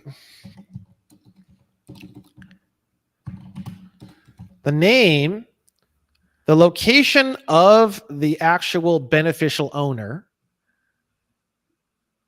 I am naturalizing by conferring the nationality of a state upon a person after birth whatsoever here. But mailing address, I'm not doing that. They're saying what is the permanent address? What is the actual legal naturalized address? Mailing address is totally different. People always wonder, like, why the fuck do they always ask for an address twice? One is the naturalization address. The other one is the mailing address. They can't mail me at 123 Purple Monkey Lane, but that's where the fucking thing's located. And it's located there because I fucking said it is. End of fucking story. If you want to mail me something in the mail system, you can't mail me at this other address which exists because I fucking say it is. Fuck you. You have to mail it to this one, which is a different address. You see? TIN number, none. Doesn't have one. Fuck you. I don't know what this is, and I don't know what this is, so I'm not going to fill it out. I certify that this is blah, blah. It is because I say it is, so I'll certify all fucking day long that it is. Check the box. And then, I don't know. I would need to read through all this. I haven't filled one of these out because they didn't want it. They wanted a refund. They wanted to run. They wanted to run. They wanted to run. Yeah. Which I thought was a lot of fun. And then I would sign right here. I'd be more than happy to sign this. I wouldn't be worried one fucking bit. I'd sign without prejudice. By Brandon Joe Williams. Print my name. Date it. I'd send this motherfucker straight to the IRS. You know what? They will process it. And there won't be a single fucking issue. They give me EIN numbers. They give me whatever the fuck I want because I am naturalizing these things. And I'll tell you right now, the only organization I'll probably never sue, and I'm going to sue everybody, it's probably the only one that I'll never sue is the Internal Revenue Service. Because when I confer the nationality on whatever the fuck I want, they never fuck with me. They never ask me questions, and they give me everything I want immediately. They're the only fucking organization that does that. Everybody else, right? Everybody else fucks with me and asks me questions, and I'm going to fucking sue everybody till the day I die. And they all diss the IRS. Yeah. And everybody hates the IRS. And, you know, I'm the only one out there that will tell you I ain't got a fucking problem with the IRS. I got a problem with everybody else. You know who I have a real fucking problem with? The DMV. I'm sure. Oh, yeah. You want to know who I really don't like? It ain't the IRS. It's the fucking DMV. They are naturalizing everyone into the District of Columbia. I'll go so far as to say the driver's license is the modern day star they put on the Jews during the Holocaust. And I know that's very strong language. No, that makes sense. So in my own head, I am not even exaggerating to try to create an effect. I truly, truly in my heart believe the driver's license is one of the most evil things. The driver's license and voter registration, in my opinion, are the two most evil things in our entire republic. Because if you go on to voter registration, I can show you that. I can show you. Let me do another screen share to prove it. the revocation of election, and I mean, you didn't cover any of that either, right? So. Oh yeah, I can go over that too. So like we saw earlier, that however a non-resident alien individual may elect to be treated as a U.S. resident for the purposes of determining income tax liability. If you go on my Nation of the Amnesty Coalition and you go down to the resources page, there's a bunch of cool documents here. One attached to the passport application, blah blah. You can revoke that election. And the actual legal terminology would be revocation of election to be treated as a U.S. resident for the purpose of determining your income tax liability. You elected to be treated as a U.S. resident. This document eliminates and annihilates that election that you made that you did not know you were making. You can fill this out. You can swap out my information, and you can put some information here, and there's not much to do here. Just swap out a few words and a few names. You're going to get this notarized, and you're going to mail it out to two different locations. One location is your local IRS center. The other one is to the commissioner. And you're going to send it certified mail, make them sign for it. As soon as they sign for it, congratulations. You are no longer you have no longer elected to be treated as a U.S. resident for the purposes of determining your income tax liability. You are now a non-resident alien. A non-resident alien individual, if they are not making money from sources within the District of Columbia, does not have a tax liability. If you look at 26 USC 7701, subsection A14, we will find the most deadly term that the IRS loves to use constantly. It's the most annoying fucking term in the world. The term taxpayer.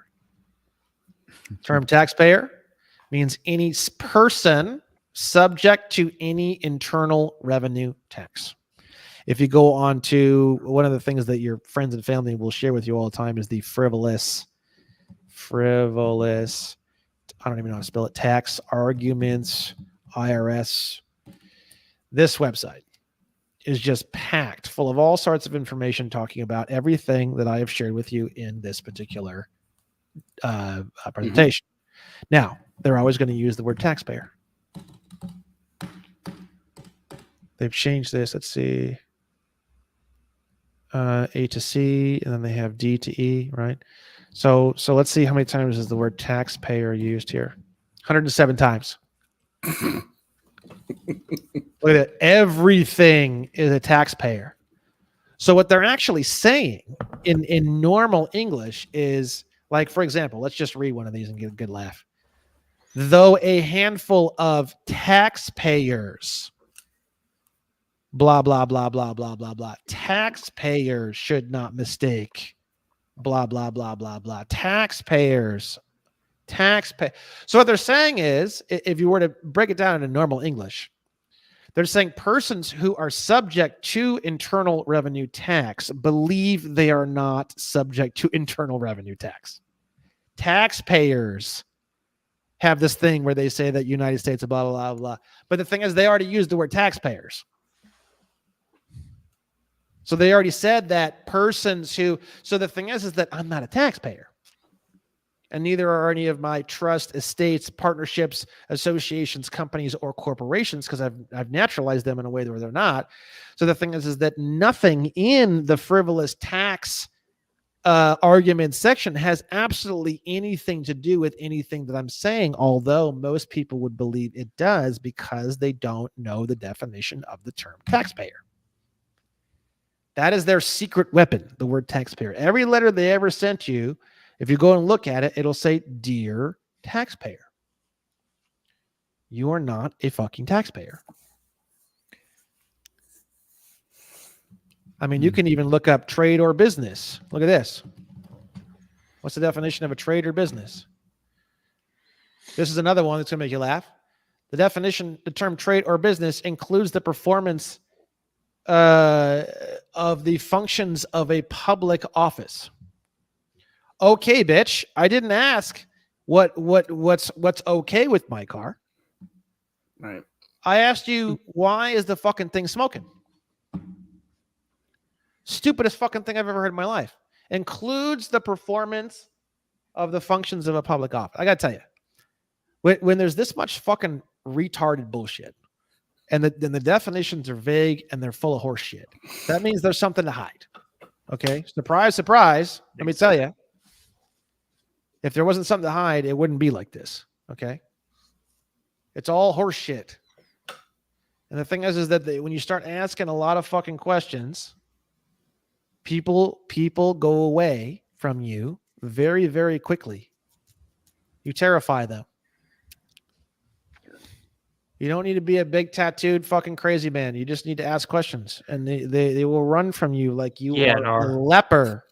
You think sense. COVID? You think these people are scared of COVID, man? You know, you start asking questions, you're worse than COVID. It does seem like everywhere that they're very vague. That's where you really need to dig deep. Yeah. It truly does. Yeah, most people never even read that stuff. Like, yeah, well, most people don't go this in depth. They just make assumptions and state, it's here on the map, like you said. Yeah, you're forced to pay tax. Yeah, you're forced to. Yeah, no doubt. So if someone I pay, I do not have now. There's a big difference. Do you pay your taxes? It's a very interesting question. Meaning, there's an assumption that I have a tax liability. There's an assumption that there's a bill that you have or should have gotten that you didn't pay. So in law, that means that there was a previous obligation that you failed to perform on. You see, it's a very clever way that they word it, right? But when you look at like what we just saw, they use the word tax liability.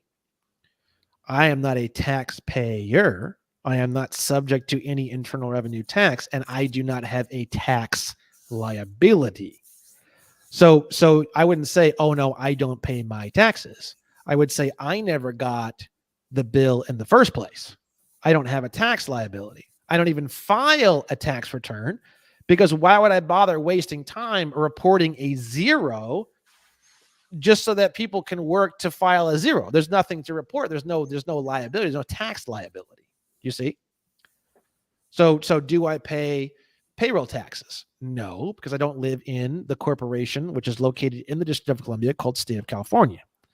Do you pay state taxes? No, because I am not a resident of, nor have I naturalized into State of California, which is a corporation located in the District of Columbia.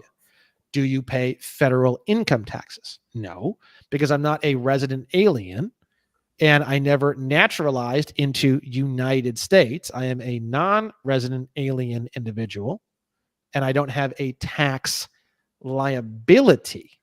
Do you pay sales tax? No, because I am not a resident of the corporation called State of California located in the District of Columbia.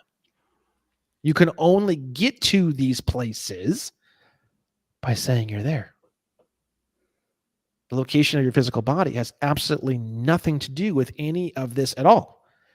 You are where you say you are. Your estates, trusts, partnerships, associations, companies, corporations, and railroads are where you say they are. Actually, it's even crazier than that. They are wherever anyone says they are, unless that assumption is rebutted. That's actually the real definition. It doesn't say the conferring of nationality of a state upon a person of which you own or control or yourself. It just says literally a person. You can confer the nationality of a state upon anyone or anything or any estate or any trust or any association, partnership, company, or corporation. And now the person who controls that particular entity has to rebut or negate or file in opposition of that naturalization. If they don't, boom, congratulations. You can move Starbucks, Apple, Microsoft to wherever the fuck you want, anytime you want, and if they don't rebut it, they are now naturalized to that location. That's the way it works. That would be interesting. Now is the sales tax like Jaco 13 here says, how do you not pay sales tax when it's already programmed into the register at, say, the grocery store, wherever you go? Is that an argument that you even bother having? sometimes, or do you just go ahead transactions? For small transactions, no, absolutely not. Especially because the basis of everything is diplomatic relations. So the last thing you want to do is start making a big scene and making hell out of a restaurant bill to save $4. That's not. That violates diplomatic relations, which is the ultimate backbone of everything, right? But now, let's say I'm buying a car, or even when I bought my mattress, it's a large expense, or even when I bought computer parts or anything like that. Anything above, let's say, $1,000 or $2,000. Oh, you bet your ass. You bet your ass. I'm going to file. Hey, I'm sales tax exempt. Like, for example, on Amazon, I'm sales tax exempt for life. They have this little column. They have these columns. It says date of sales tax exemption initiation, and then date of sales tax exemption expiring. And on mine, it says the date that it started, and then for expiring, it's just a fucking dash. There is no limit to my exemption. I was going to ask about the car, so I'm glad you brought that up. Yeah, so cars, all sales tax can be avoided. There's many different ways you can do it. Every state's a little bit different. There's also a card that you can get from, I believe, the Department of State. I don't know a lot about it. I've looked into it a little bit. I've sent a couple emails that were ignored, blah, blah, blah, blah. Now, just to keep in mind, a lot of what I do, although it is entirely legal, 99% of people think I'm completely insane. So the way that works is I know that what I'm doing is completely legal. I have to litigate to get almost anything done. Yeah. That's kind of the world that I live in right now. Okay. So a lot of these crazy fucking things, like for example, if I wanted to get a passport for one of my trusts and I wanted to have the trust listed on the fucking passport, technically that's legal. No one's ever done it. I would have to litigate and beat the piss out of the Department of State. But I guarantee you, through litigation, I can get a passport issued for a trust. Guaranteed. That's what the law says. Unless they change it at some point. They're not gonna change. The INA, a lot of the Title VIII stuff, the last time they changed that was like 1952. And honestly, they reorganized a lot of things, but none of it has a whole lot to do with all of this. This shit goes all the way back to the 14th Amendment and the slaughterhouse cases, which is a series of Supreme Court cases where that's when the citizenship was divided into these two subsections, the federal citizen and the state citizen, which now has become the U.S. citizen and the U.S. national. That whole thing happened in 1871. So this is not anything new. We have had two different classes of citizenship since 1871. Yeah, that goes way back. Yeah. And again, everybody listening, we'll link to Brandon's course, all the information that he's talking about, so you guys can figure out how to do this type of thing for yourself. So Brandon, if somebody wanted to, and obviously I think the most attractive thing for people watching is the taxes, right? Everybody hates taxes. So in order to do that revocation, do you have to go through the process of becoming a non-citizen, what is it? A non-citizen national before you can do that revocation? It's all together because in the revocation of election, you are stating, like, for example, just to show one more thing, I can show you one more thing. I'll do a screen share.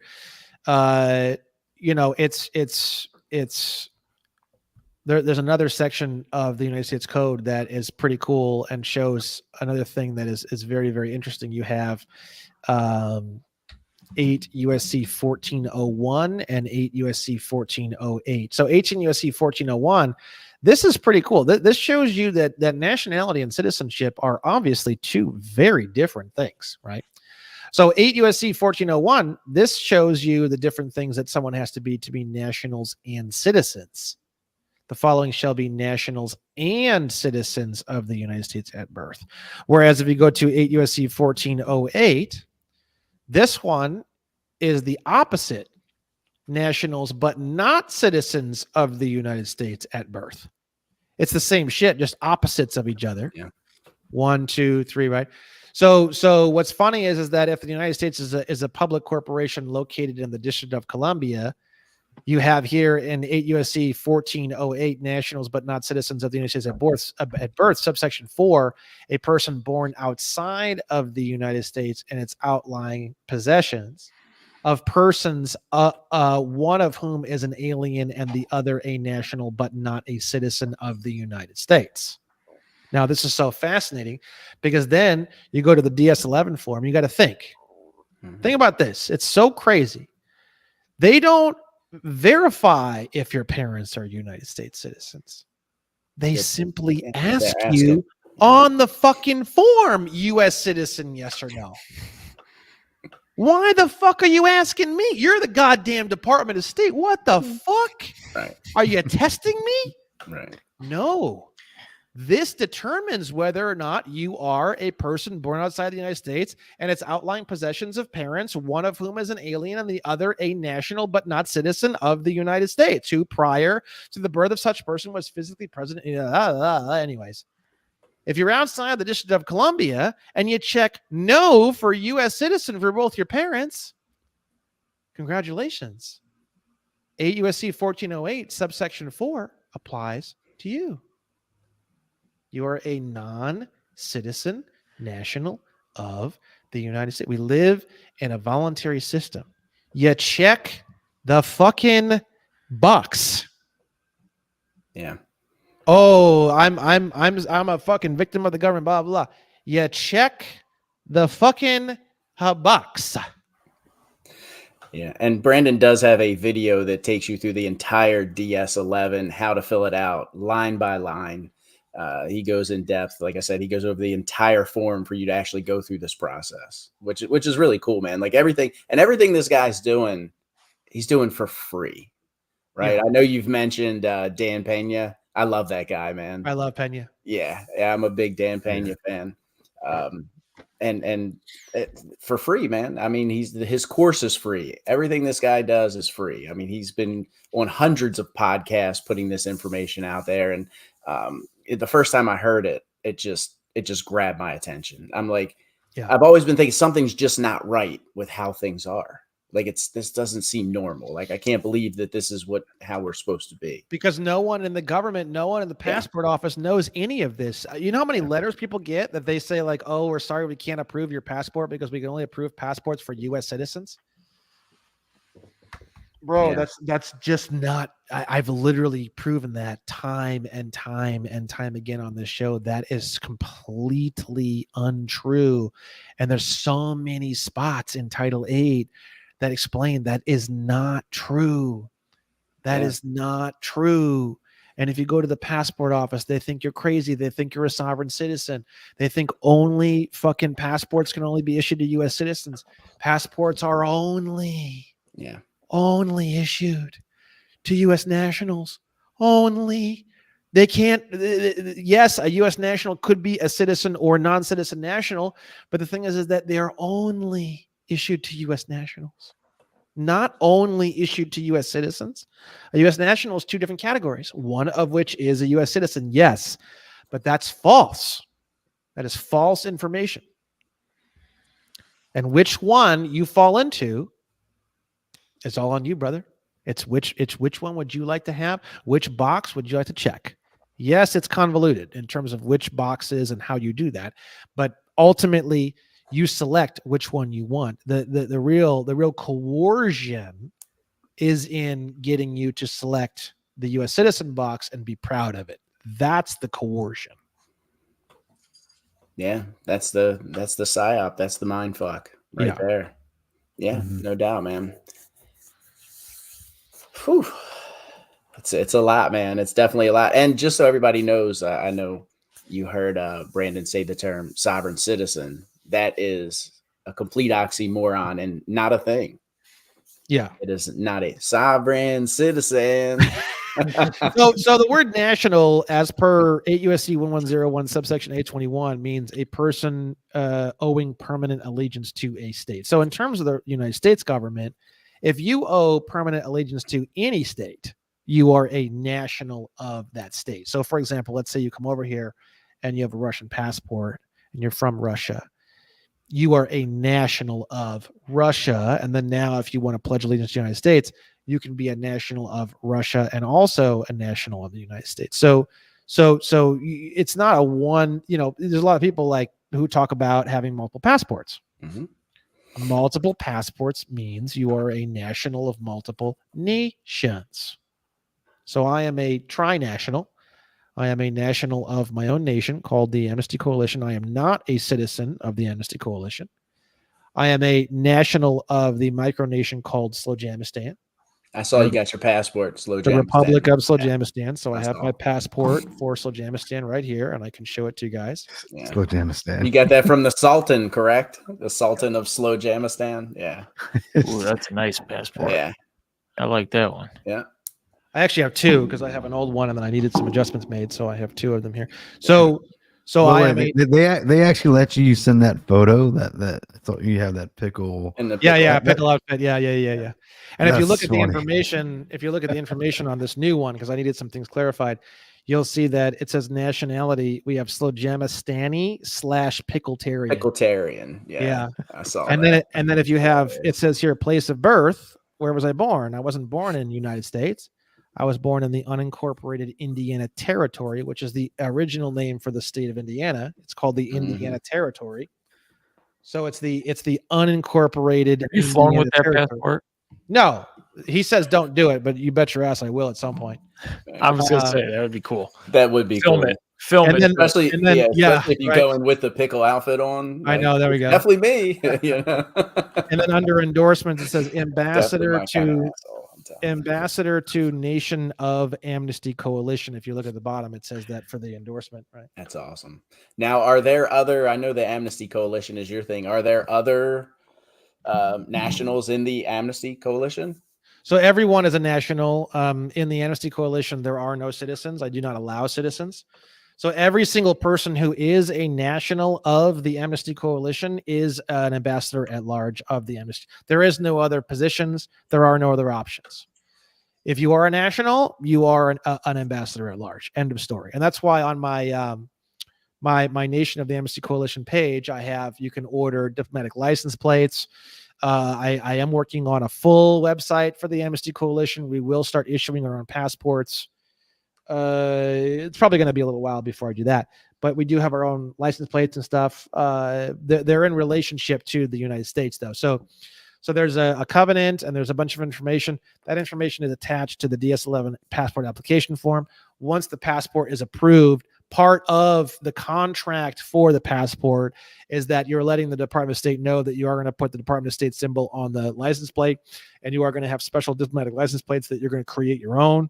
And that's all part of the explanatory statement that you attach to the passport. Mm-hmm. So once they issue you the passport, they're basically already agreeing to those terms of the agreement. And then as far as I'm concerned at that point, then you can safely print those license plates and put them on your car. And you need a private motor carrier DOT number, which I do teach. There's also a guy named Joe Lustico who teaches the process. They are free. You do not go to the DMV for them. In fact, I'm probably never going to go to the DMV again unless it's to serve litigation papers because they're about ready to get sued up the fucking wazoo by me. But besides that, I'm never going to the DMV ever again. You'll never see my face again. That's awesome. I'd like to get some plates for my motorcycle, man. That'd be freaking awesome. There you go. Yeah, I have diplomatic plates on my bike, and I have them on my car as well. So I have it on both. I saw that in the video, man. That's what kind of lit a fire under me. It's like, okay, he's not fucking around, man. Yeah, no doubt.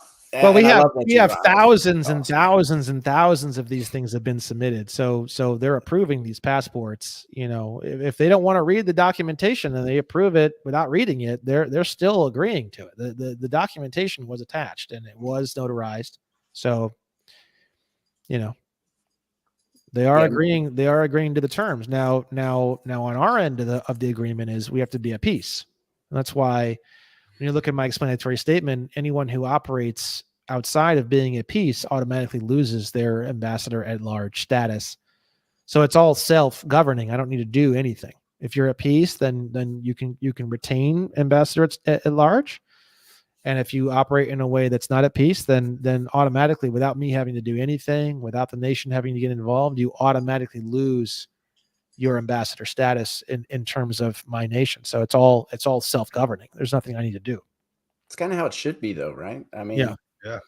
you know. And just so everybody knows as well, this is just scratching the surface. I mean, this goes way deep. I mean, we can get into the birth certificate, and I know you don't like the term straw man. I know you've kind of tried to get away from that. Straw man means a third party which holds property in intermission for the sole purpose of transferring it to another. It's basically escrow. Escrow and straw man have the same definition. So basically, how you have your all caps name, and if you'll see how Brandon writes his name, he writes Brandon-Joe : and then his family name. Yeah. So, you know, get into how the birth certificate's a bond, and then he actually goes in deeper about our monetary system and how, you know, the little green things in your pocket, they're not money. They're promissory notes. And it says it right on the damn, right on it. It says it. Isn't that wild? I know. Yeah, it is wild. And basically he gets into the credit system and just really deep dives, guys. So I definitely recommend taking his course. Jump on his website. The guy is, I mean, a genius. And really, I've seen this content from a lot of other people.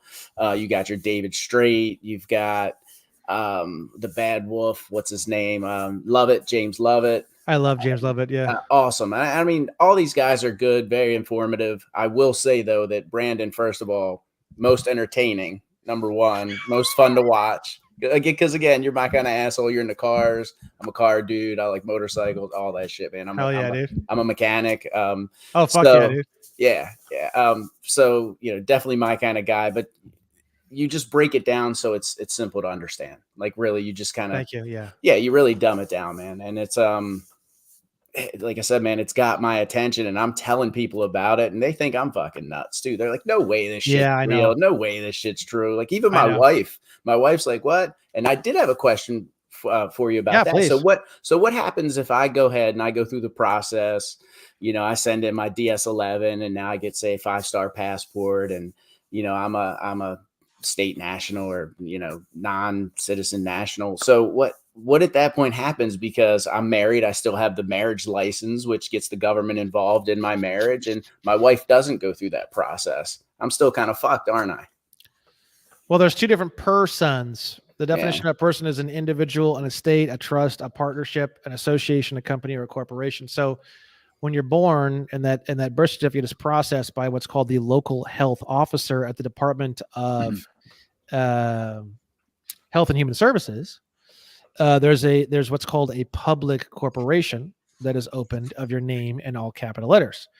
The definition of public corporation, which is not a straw man, by the way, the definition of public corporation is a corporation that is opened by the state for political purposes and to operate as an agency in the administration of civil government.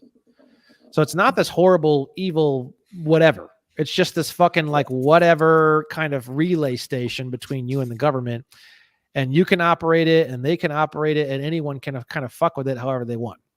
So the thing is that when you learn how that works and you learn a relationship to that thing, it's not all that fucked up. And also through the process of naturalization, you can confer the nationality of any state upon that particular public corporation after birth by any means whatsoever. So you can move it around all you want. You can operate it all you want, and they just fucking let you, bro. They don't stop you or fuck with you or try to do anything. They don't do shit. So most people teach this as like, you know, the all caps name is this straw man and it's evil and is this, and you got to get away from it. I don't do any of that. I don't think it's a straw man, and I don't think I need to get away with it. Get away from it. It's a public corporation, and I need to learn how to operate that public corporation as though I'm the CEO of it. That's it. And it works great for me. Yeah. It's almost like you're the dude that reads the instructions for everything. Yeah. If that makes sense, you know? So you know how to operate all the bells and whistles. Nobody reads the fucking owner's manual of a car. I think we all know that. You're the guy that does, and you can operate everything in that bastard. Yeah. That's true. Yeah. Like that's a great analogy. I just bought a 2023 Triumph Speed Triple 1200 RS, and I actually did I actually read the owner's manual. Told you. See, I'm an owner's manual guy. Sounds like a good time, manuals, man. I'm an owner's manual guy. Yeah. The Triumph's a nice bike, man. That's I don't typically like Triumph. When I went there, I was going to get a BMW S1000 single R because I didn't want to be pushed over all the time. Why didn't you go with Beamer? I mean, I don't understand. I mean, over Triumph. Well, I was literally, I just finished level 3 of the California Superbike School, and I had a fucking BMW jersey on. Badass. And I was trained on double R's, S1000 double R's. So I'm like, I had been planning to get a S1000 single R double R for years. And I go in there and I test drove the single R. I don't want to be hunched the fuck over all the time. I ride my bike most of the time, and I just don't want that riding position. So I told the guy, I said, I want the single R. And he said, all right. He's like, I've been selling BMWs forever.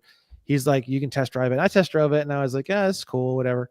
Didn't have that thrill factor. Right. And he goes, look, I want you to ride a bike. I'm going to get the paperwork ready for this S1000 single R. He said, I'm going to get the paperwork ready, but I want you to ride this Triumph. I go, Triumph? What the fuck am I? Yeah. Why the fuck you have me ride a fucking Triumph?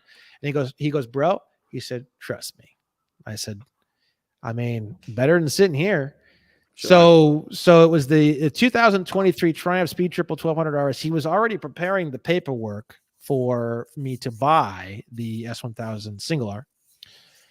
So I'm like, whatever, thinking nothing of it, thinking, I fought him for a while. I was like, I don't really want to Triumph. Why the fuck I was just like, what the fuck? I don't want to fucking Triumph. I got on that thing. I wasn't even like an eighth of the mile down the road. I wasn't even to the stop sign yet. And I was like, what the fuck is this? Yeah. I was like, what? Dude, I was like this, bro. Mm-hmm. Like almost barely pulling onto the fucking road. I was like, the seating position, the seat, it's like this kind of gel, but it's firm, but it's like also like I can go now that I bought the bike, I can go 2 hours without fatiguing on this fucking thing, right? Yeah. The riding position, you're forward a little bit, but it's not much. It's not actually aggressive. Very on a scale from 1 to 10, 10 being a double R. You're at like you're not like on a Harley or a touring bike, but you're at like a 2 or a 3, like a 3.5. I mean, it's very. Where are your feet right under you, or just behind you a little bit? Just behind you a little bit. You can tuck and you can get over if you really want to, and it's a little bit. I ride a Ducati, right? I have the Diavolo V4, right? I'm a Ducati guy, and I've had the Honda, I've had the. Like the CBRs, CBR 1000. The doing that crunched over. I couldn't do that for much as I've gotten older. So I tried the Harley. Nah, man, just Italian bikes for me all the way. Yeah, of course BMW, but yeah. So the Ducati, the Diavolo V4 is the same thing. I was just like, fuck, man, this thing just has the power. And I can ride it forever, I mean, as long as it will take me. Yeah. But when you said Triumph, I think you were going to say Rocket, because that's kind of what competes with the V4. Everything that Triumph makes, I mean, I would never ever buy anything from Triumph. I mean, it's just it's just like I've been riding and building bikes since I was like 11, bro. Man. I built my first motorcycle engine when I was like 12, and when the guy told me. When the guy told me Triumph, I was like, what the fuck? You think I'm going to fucking I'm trying to kill myself here, bro. You know what I mean? Like, fucking, like level 3 freaking course, like man. Like a pan of golly. I just finished level 3. Let's fucking go. I went like at 11.99 or something. But I said, fuck it. And I wrote it. And I'm telling you, it's a 1200 and it red lines at 11,500. So it's got a really low red line, but it's a 1200. So like basically the way that the Triumph 1200 operates is it's a bit of a dog. It's a bit of a dog. 4,000 from 4,000 to 11.5. It's ripping the soul from your fucking body. Like no joke, dude. I mean, it is like unbelievable. Because it's like it's kind of like a stroker motor basically. Because on a double R or something, you got nothing, and then at 9,000, 8.5, it wakes up, right? On this one, it's just from 4 all the way to 11.5. It's just fucked. And the torque is there. It's 1,200. 1,200. It feels like a fucking. It feels like take a Panigale. And just shrink the power band, but the power band is all there, like through the whole fucking thing, but it's a much smaller band. So I like that. Yeah. I'm not on the track, so I'm comfortable, It's very, very upright. It's a tremendous. Everyone who gets on my bike is like, wow, this is shockingly comfortable. And I'm like, I'm telling you. And then it's got torque for days. And the reason why is because it's like a naked bike? Is it like a it's a naked bike? Yeah, it's naked. Okay. Yeah. So normally you've got like a S1000RR, you got like 16,500 RPM. That doesn't even wake up till 8,500, right? Mine. The thing is, the torque is linear. Mine is like a wheeling machine. It's just everything, just blah, blah, blah, blah, everything, which is great because it's like I have a 2009 Shelby GT500 with a 3.2 liter supercharger. Yeah. It's the same thing. It's the same thing. It's like you push the gas down in my car, you're going to fucking die. You roll the gas on the Triumph and you just feel this. It's like the whole fucking world is handed to you on a silver platter instantly. And I just love, that's why I don't have a turbo car. I have a supercharged car because I love that like torque instantly. I love that shit. Turbo, you got to get up in the RPMs. It's stupid. It's dangerous, and it's actually not really as applicable as a turbo is. They're not in as the real world. Turbos aren't as reliable. But it's just more fun. It just fucks with your head. It's just great. That's why I like the electric cars. Comes in out of work. Yeah, well, electric cars are a whole. That's why you get that instant torque that rips your fucking skull off. But I'm not a big fan of the electric cars myself. I know I'll get smoked all day long by an electric car, but I like stick shift. I like straight pipe. My Shelby straight piped. Well, you need to hear that rumble. Yeah, you know? My bike and not only hear it, but feel it, right? Yes. It's about the same. You get in the Model S and you hit it, and you're just flying, and you're just like, well, wait until they release the fucking the Roadster. Have you seen the Roadster's going to be sick? Yeah, they're talking about sub 1 second, 0 to 60. Do you realize that's almost like actually damaging the human body? You're almost. Do you realize that's like it's badass. Don't get me wrong, but I don't know. 2.9 seconds 0 to 60 was crazy. I know. But anyways, besides all that, I don't know. I like engines. I like shifting my own gears. Call me an old man, call me whatever. But the electric stuff is just not. Plus all the computers, when everything goes 15-minute cities, if it does go that way, I'm going to start buying carburetors, bro. Fuck all this. I'm done. You know what I mean? I'm going to take the goddamn computers out of the fucking thing. Because nobody knows how to work on them anymore. Yeah. I'm going to call all my old fucking gearhead buddies. I'm going to, you know what? Yeah, CarburetorNation.com, bro. We're fucking going. Yeah. Yeah. I love it when you go to a mechanic now, they hook your car up to a computer and they're like, oh, everything's OBD to it's OBD. Like, I want you to take a look at it with your eyes, damn it. It's cool. Don't get me wrong. I see the benefits. It's just like, it's the same thing. Like I built my own computers. They're insane. I've got a RTX 4090 in this over one here. Yeah. 4090 already. Yeah. 4090. So I'm an IT guy, man. That's what I do daily, man. Yeah. So my first profession was a Cisco certified network technician. That was when I was 16 years old. I told you he's our asshole, dude. Hey, man, that's hard to get, man. 16 years old. But I was really, really, really into it. I was like fucking obsessed. I went to a vocational school. I was trained by a guy named Randy Becker, I believe his name is, and he was like a huge name in the Cisco world at that time. And he was retired, and he retired as a teacher. And I loved it. I was actually, it's a 1-year class, and I wrote a petition to him to get brought back for a second year, just to do the whole curriculum a second time. And he said, normally we don't approve this. And I said, look, I really, really want to just do this whole curriculum again. I don't care if it's the same one. And he approved it, and I went back for a second year. So I did the same program twice, and I was a Cisco certified by 16 years old, 17 years old. Yeah. So like, I like Windows, but like the thing is that for most people, like I'm dating a girl, taking a girl out, what kind of computer should I get? Just get a fucking Apple. Don't fucking worry about it. You know what I mean? Like, don't fucking worry about it. You know what I mean? Yeah. I would never own that shit, but I think most people should. Yeah, and I think that's kind of like it just works, right? Like I'm in IT, I've been in IT for 20 years, and I serve, obviously Windows is my bread and butter. That's my bills.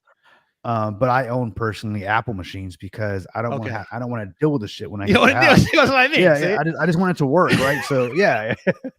See, I grew up. You're exactly right. 38. I'm 38. I grew up in the 90s. I grew up where it was like, okay, you buy a video game. Let's say you buy like Myst or Riven or Duke Nukem. You got to work fucking 2 days to get the goddamn thing to fucking work. Yeah, so the thing is that I kind of fell in love with all of that. I was like, oh yeah, I'm gonna bug it. What's cool? Hey, by the time it boots up and doesn't crash and I'm in the game, I'm like, whoo, look at me. I'm a genius. You know what I mean? Like, but it's 2 in the morning. You got to go tomorrow. Like, shit. Yeah. Guess I'll try tomorrow. Yeah. Trying to get like Phantasmagoria 2 to fucking work. It's like 18 discs. You know what I mean? FMV, the old FMX games. You know what I mean? Like, I'm just like trying to get fucking, Gabriel Knight 3. Sons of the Dam, trying to get it to fucking even boot up is like a fucking 2 year, running on my fucking Voodoo 3D FX fucking, that was my shit. That was my jam, bro. Oh man, I still get giddy just knowing that I can boot a game up without the building getting on fire. I'm like, woo, look at this, bro. I'm like, It kind of made you feel like you accomplished shit, Yeah, like, exactly. Yeah. Exactly. Like your friends are asking you to do it for you. Exactly. It's like buying a car versus building a car. You buy a car, it's like, oh yeah, it's cool, whatever. Yeah, you build it, everyone thinks it's the coolest fucking thing in the world. The junkyard builds, and I'll tell you what, the only thing I can think of that could smoke a Model S is a fucking junkyard build. Those things are fucking, bro. You take you guys had old Miata, and they shoehorn and cut out the fucking firewall, and they're forcing LS1. like a 464 in the fucking thing, or a 460, and they shoehorn the goddamn thing into this death machine. Mm-hmm. That's a $9,000 car that'll just rip the fucking doors off of a fucking McLaren or a Lamborghini. Just rip the doors. Oh yeah.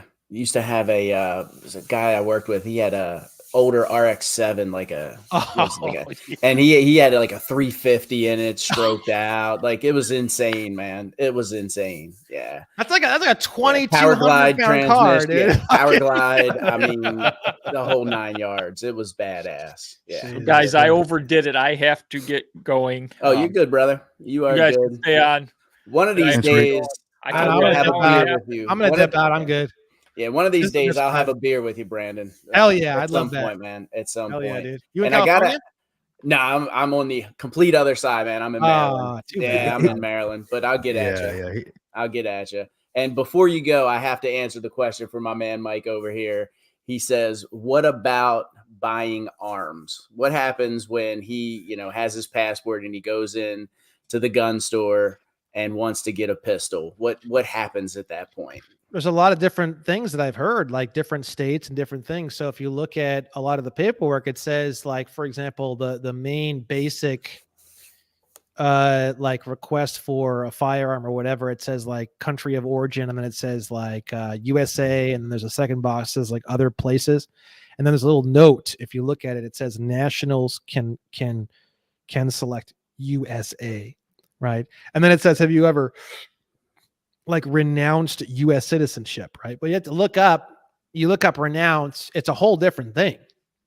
You aren't renouncing U.S. citizenship, because as per 8 U.S.C. 1408, you are a national but not citizen since birth. So you never were a citizen to begin with. So how can you renounce something you never were? I get into every little word, bro. They want to truthfully, you could say no, I haven't, and you'd be right. No, I have not. I've never renounced citizenship because I never had the goddamn thing to fucking begin with. Makes sense. So the thing is, how can you renounce a job? Like, I never had that job. Fuck you. You see? Yeah. So the thing is that first off, you never renounced U.S. citizenship because you never had in the first place. And second off, it's not a firearm, it's an arm, which is complicated. I would just buy all my shit just private or build it. Yeah. I build all my own shit. I don't need to register it. And a fucking firearm. What the fuck I need to register it for? And it's legal to build your own as long as you're not legal reselling to build your own. Yeah. Now, as a U.S. national, it's a lot more legal to build your own. You could do almost whatever the fuck you want in any caliber. There's no rules. Fully automatic. You can go all the way. Now, again, as a U.S. national, you are involved in common law. So if you have a fully automatic rifle and you build it yourself as a U.S. national, it's legal.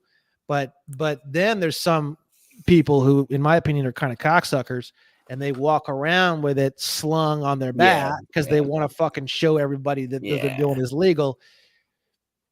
That gets inviting. That can get into a common law issue. Now in Texas, that's great.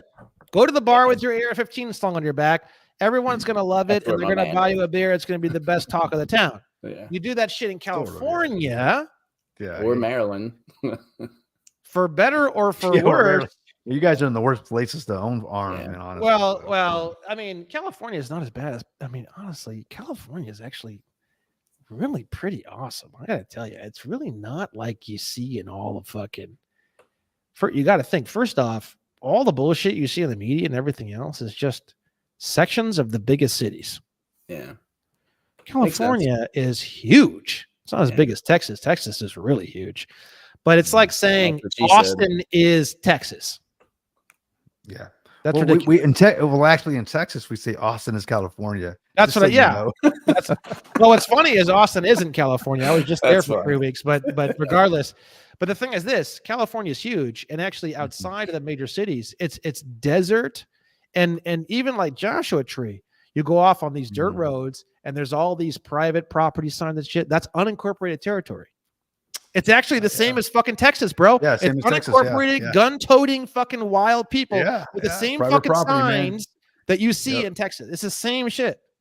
That's awesome. You go east more than 60, 70, 80 miles, and you know, Indio and all the second half of the east side of California all the way up, and then north, pretty much anything above San Francisco is all just gun-toting, fucking truck driving, you know, dog owning, fucking. It's the same shit, bro. Dog owning. It's the same shit. It's the same shit. And what people don't realize is most of America is that. Most of America is that. Middle America is that. Kansas, for sure, fucking Idaho, which is the largest population of fucking Mormons or whatever. They don't fuck around. They don't want to fuck with this bullshit. Yeah. You know, you got Montana, Kansas, all these, North Dakota, South Dakota, you know, Oklahoma is the highest percentage, I think, of Indians and Indian reservations in the whole country. Yeah. I think you got some great casinos up here, up there. Half of Oklahoma, I think, is all U.S. nationals. Yeah. Non-citizen nationals. Because of if you want to go someplace that has more non-citizen nationals, I would assume, than any other place in the world, you want to go to Oklahoma. I would say almost half of Oklahoma is not even registered as a citizen of the United States. Interesting. Now, the Indians don't want to talk to you because anyone they talk to fucks them. And I understand why they've kind of become hermits. Yeah. But if you can get any of them to open up to you, even though they're probably not going to trust you, because anytime they trust anybody, pretty much historically they get fucked, which is why they don't trust anybody anymore, which is, it makes perfect sense actually when you study their history. Any of them know any of this, to them it might be just normal, but to most people it's not normal. But to them, I think it's just probably just normal. People just aren't citizens. They're just not. Why the fuck would they probably even say, I mean, I don't know. They probably say, why the fuck would you want to be a citizen? Like, they don't even get it. It doesn't make any sense to them. Yeah, you have less rights. You have less rights, and you got to pay taxes, and now the police can come onto our tribal land, and they're going to fuck with us and destroy us and fuck with us because that's what the police do. We've got our own tribal police. We can do whatever the fuck we want. We don't get fucked with. Why the fuck are you people citizens? Makes sense. It's probably what they would say. And they have a relationship with the Department of the Interior. I'm assuming all this. I haven't had the opportunity to talk to a lot of Indians. Yeah. I would love to talk to a lot of the Indian tribes, especially the legal arms. Boy, if you can get a hold of, or if you know someone who's part of a legal arm of an Indian tribe, oh my Lord. Oh my Lord, they probably have more information about this than almost anybody in the country. You think a citizenship, nationality, bar card attorney has any of this information? Fuck no. But if you think a legal arm of a tribal group has this information, I would very safely. They're probably very well versed. They probably know exactly.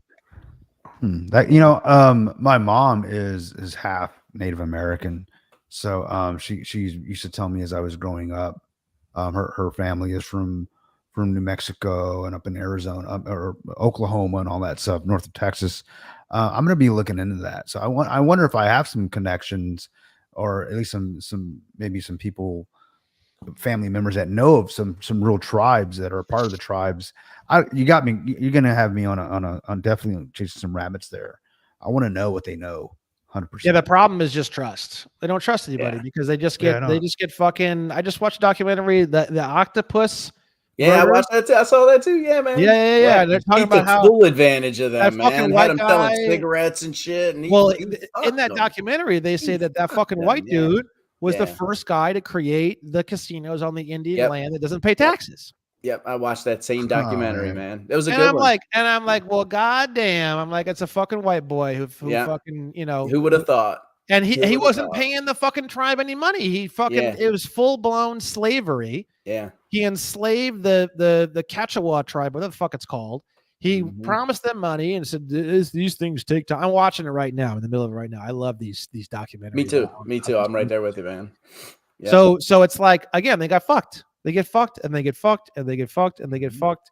And I just, I don't want to justify Native Americans behaving as victims, because it's never good and it's never positive. I mean, everyone should just, I've been victimized, but I fucking, learn from things and move on. But the thing is that there is factually a pretty horrible track record there, and it is actually really sad. And what's most sad about it is, if a white guy came in and was the one to figure all this out and put all this in with the Indian tribes, then maybe the Indian tribes don't know. I don't know. Maybe they don't know the power, and you got to realize something super crazy. People think that Native Americans and their weird little tribes and their weird little locations and their weird little personal police that they have, or their tribal police. What's funny is on paper, they're the only ones living in the actual United States of America. U.S. citizens are living in the District of Columbia. Non-citizen nationals are living in the United States of America. So the way that on paper, the way that America lays out is the Indian tribes are the only actual real Americans, and then 99% of everyone in North America all lives in the District of Columbia, and they're basically volunteer employees or officers of the corporation, of the government. So the thing is, the Native Americans are more American than you are, and they always have been since 1871. Before 1871, we were all the same classification as the Native Americans. Before 1871, in 1871, it was called a state citizen versus a federal citizen. Federal citizen lives in the District of Columbia. State citizen lives in one of the actual unincorporated nation states. The Indians are all state citizens. Everyone else is all federal citizens, and then people learning this information are trying to become state citizens. But I don't use the word citizen, but that's the actual, that's the old legal, that's the original terms. That's the actual original term. You look up the slaughterhouse cases, which is the Supreme Court cases that cover the interpretation of the 14th Amendment. They use those two terms verbatim: federal citizen, state citizen. I prefer the term national. I actually prefer the newer shit. I prefer the word national because I'm not a citizen of anything. I'm not a citizen of any of the nations. I'm a tri-national. I'm not a citizen of any of the three of them. I'm a non-citizen national of all three. So it's one of those things where when you get down to the nitty-gritty of the words and the terms, the Indians are actually in the best position of anyone in all of America. They probably just don't know it, I assume, I guess. Maybe they do. I don't know. Maybe they don't. I think that's fair. No, that's definitely fair to say. No doubt. I know I've got, I ordered my long form birth certificate. I know you did too, didn't you, Kryptonian? Oh yeah, I got it in. I was watching this video. I think that as you talked about it, I ordered it. Yeah, and I got it. I got it pretty quickly. I got it about maybe a month ago. Well, it took a month to come in, as you said it would. Yeah. So I'm already starting that process. I want to go through the whole. I want to take all the steps. I mean, I hear what you're saying. It makes sense to me. And I'm looking at all the definitions and going through the laws that you're talking about, and it's right there. It's right there. That's amazing. It's amazing, isn't it? Yeah. And you're, like I said at the very beginning, I wanted to punch a baby.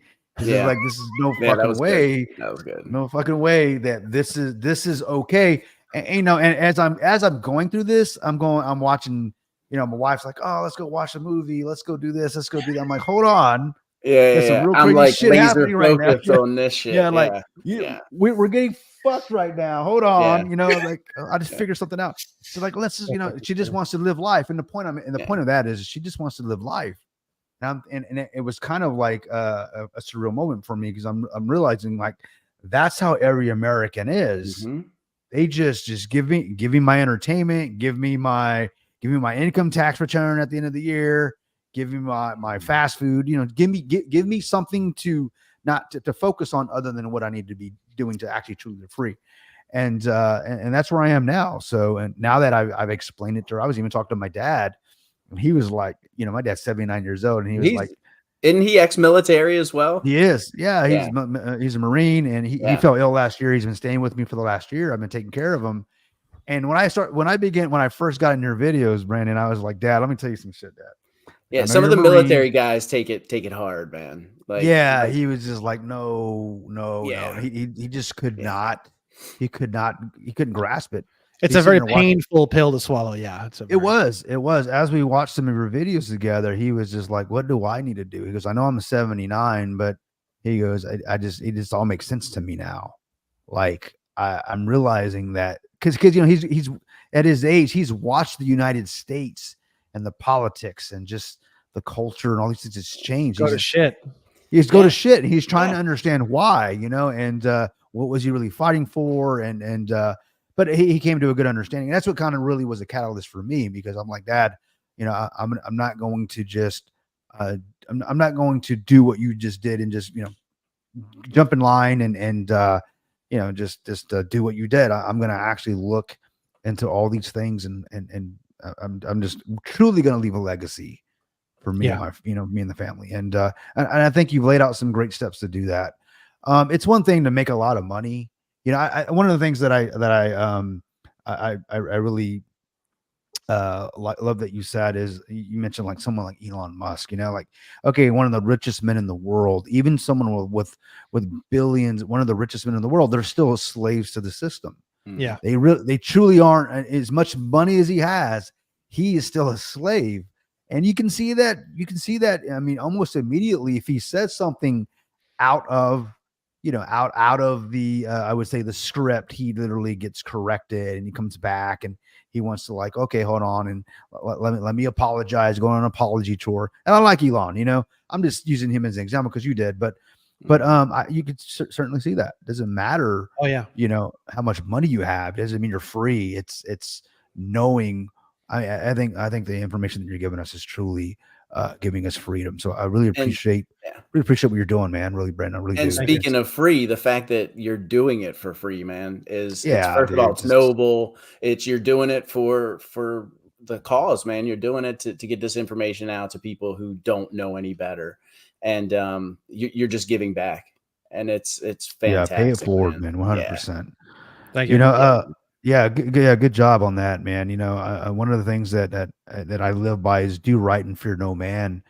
And, back to the very beginning where I said I was like anti-government, just really the tyranny of it all. And you made some comments. You're like, I don't care about the tyranny and all that shit. Yeah. He goes, now I know the rules. I'm going to play by the same rules that they're playing by. And I'm a lot freer for that. That gave me a complete, 180 on holy shit. Like, they're not my enemy. They're giving me the rules to play by, and I will play by those rules, and I will be freer for it. So it's extremely liberating. It definitely is a mind fuck, but it's extremely liberating. It is a mind fuck. There's no better way to put it. Total mind fuck. Yeah. Well, a lot of this stuff, if you learn it, even from this course, even from this podcast. Yeah. Everyone listening to this podcast now knows more than literally going to the largest passport center in all of New York City and getting the manager of the entire branch of that entire passport sector. Even they don't totally know this. Okay. That's no one knows this. And people walk around and they learn this information and they're thinking in their head, oh, all these fucking dumbass, all these fuckers know this and they didn't tell me, fuck them. They don't know it. No one knows any of this information. No one at the IRS knows any of this information. No one at the passport office knows any of this information. You will not meet a nationality or citizenship attorney. You can have somebody who's been through trial, 30 years of practicing law. They don't know this information. They just don't know it. Absolutely insane.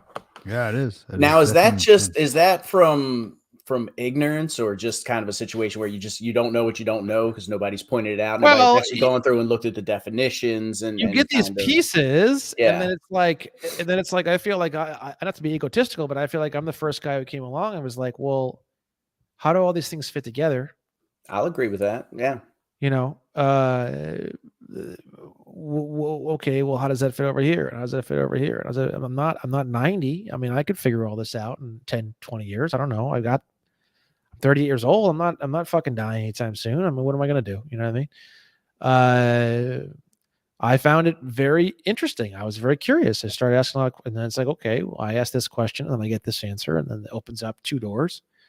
And I go through these 2 doors, and then there's 4 doors, and then I go through the 4 doors, and there's 6 doors, and it's like, wow, this is so interesting. It's so, I don't know. I'm enjoying the process. I'm enjoying learning. I'm enjoying piecing everything together. I'm enjoying the research. I'm enjoying reading things and finding things and placing things into the puzzle,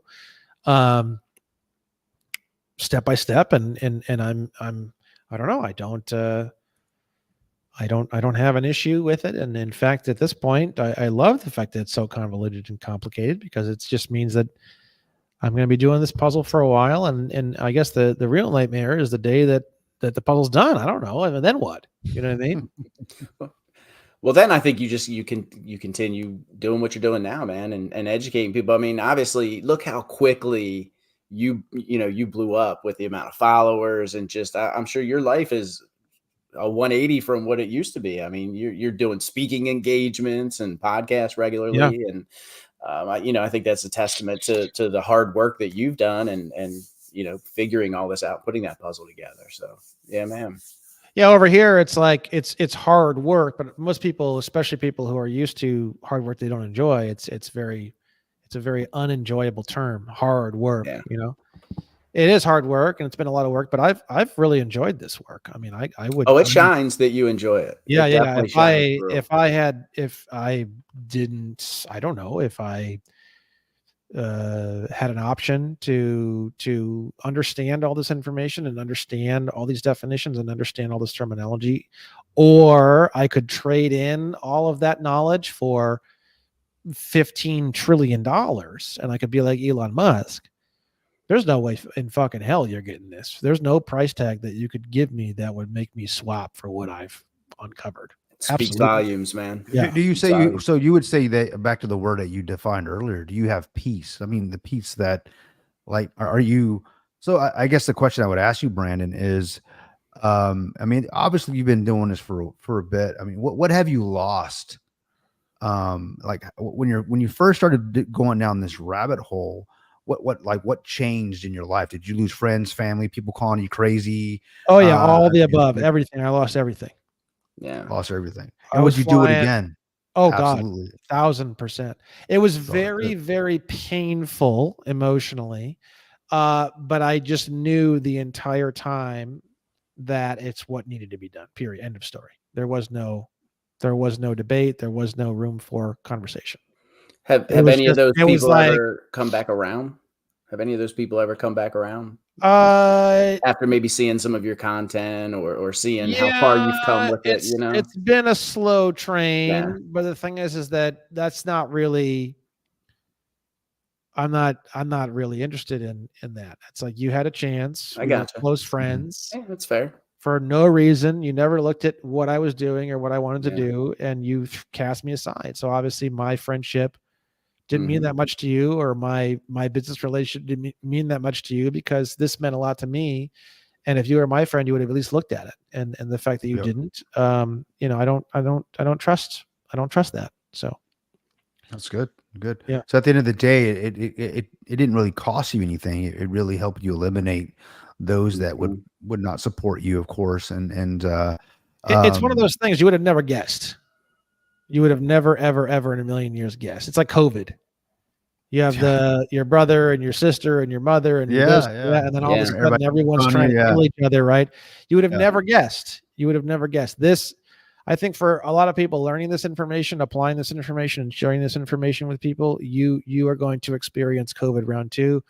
You are going to experience you just never would have guessed. You never would have guessed. Yeah, I hear a lot of wife-husband shit as well. Yeah. A lot. Yeah, my wife thinks I'm nuts. My wife thinks I'm remember, I'm going on my second year now. Wearing, you know. She's like, my wife's like, wait, what? Wait, we just bought a house. Like, what the hell's going on? You're not going to be paying taxes. What? We got a place in Cabo. You know, where our passports are legit, right? So she's like, well, you mean I can't go to Cabo anymore? I'm like, hold on. Right. I'm not saying that, but yeah. So you know, and I'm always chasing rabbits, and that's why when I got into crypto, it was kind of when my mind opened up. Well, we've had podcasts about the moon landing and how moon landing and NASA, you know, and all that. You had Flat Earth Dave on. Yeah, I don't know that guy. I actually like Flat Earth. I'm not a flat earther. I'm not a flat earther. I'm kind of like whatever in the middle somewhere. But I like Dave. I like Dave. Yeah, same here. He's a very lively dude. I like his energy. Yeah, he's a lot of fun, man, and he's good at present. I liked his just approach to everything, and he was fun. Quite honestly, he kind of spoke to NR and I about something similar to what you're talking about, and that we were like, wait, hold, what the fuck? When did you have him on? Because he's a big fan of my course. When did you have him on?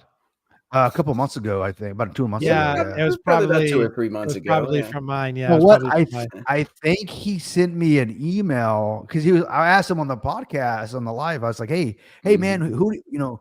How do you get out of paying taxes? He mentioned that, right? Oh, okay. Like, so I actually have one of what you're talking about, and it's called it's not going the national route or anything like that. It's called an unincorporated nonprofit association. Okay. And basically it's a big thing actually in California. It's a unincorporated nonprofit association, and they're not taxed. And it's no, because in order to be in the District of Columbia, it's got to be incorporated. An unincorporated entity, and it doesn't really exist in the District of Columbia. That's the whole point. Yes. Exactly. That's why they had to create the all caps name, because the all caps name is incorporated, right? Unincorporated and District of Columbia, that's like water and oil. That's not even correct. So it's not taxed for that reason, because it's unincorporated and it's a nonprofit. So it's like you got the best of both worlds there. So I actually have one, and that's what my automotive consulting business is in. Oh, beautiful. That's great. So just don't ever say that thing is located in state of California. It is not in the state of. It is not in the state. As long as you say that, or just say unincorporated California. That's also another simple way you can say it. I'm gonna have to restructure some of my businesses now. They want you to say that company is a resident or located in or doing business in state of California. They want you to say. They want you to say the incantation. Yeah. They'll do anything. They'll do anything. Say the spell, right? Say the spell. And I think that's one of the biggest things that you have to get used to when you go on this journey, I think, is learning to, the same thing with, get a PO box. Your mailing addresses and things of that nature. It's a lot. Now, would you say somebody that's going on this journey, would you say they should get ready, because they're going to probably at some point have to be more litigious and may have to represent themselves in court? Do you see that as something that's definitely going to be in the future, probably for somebody that goes down this path? I think it's so recently what I've been saying about this subject is that, there are many cultures in the world where there is a rite of passage when a boy becomes a man, right? And for women, it's the period when the period begins. That's the built-in biological rite of passage for a woman, right? I believe that, and this is very just my opinion, and I've read a lot of books and I'm into philosophy for many, many years. I believe that for example, in Saudi Arabian culture, they have the Mecca, where there's this whole journey that the boy goes on. The boy goes on this journey to Mecca, and then he comes back and he's a man, and that's it. End of story. That's the definition of boy to man, right? Also, this whole teenager thing is kind of new too. We didn't have the term teenager many, many years ago. And actually you go back hundreds and hundreds or thousands of years, and you have 13-year-old boys that were knocking up women and commanding standing armies. So it's actually kind of pathetic that a 15-year-old is all fucked up and doesn't know anything and doesn't even know what gender they are. And it's just the whole thing is really sad that it's gotten this bad, right? Sad. I mean, So the thing is that I believe that what men need is a rite of passage. And I believe that there's two areas that are really, really good for a male rite to passage. I believe one of them is hand-to-hand combat. I'm with you. Agreed. Yeah. And I believe the other one is litigation. Yeah. One physical and basically representing yourselves, not getting a Yes. bar card attorney. Yes. Okay. So it's kind of a battle of wits. It's a meeting of the minds there. Yeah, that makes sense. So that's my own One very physical, kind one of mental.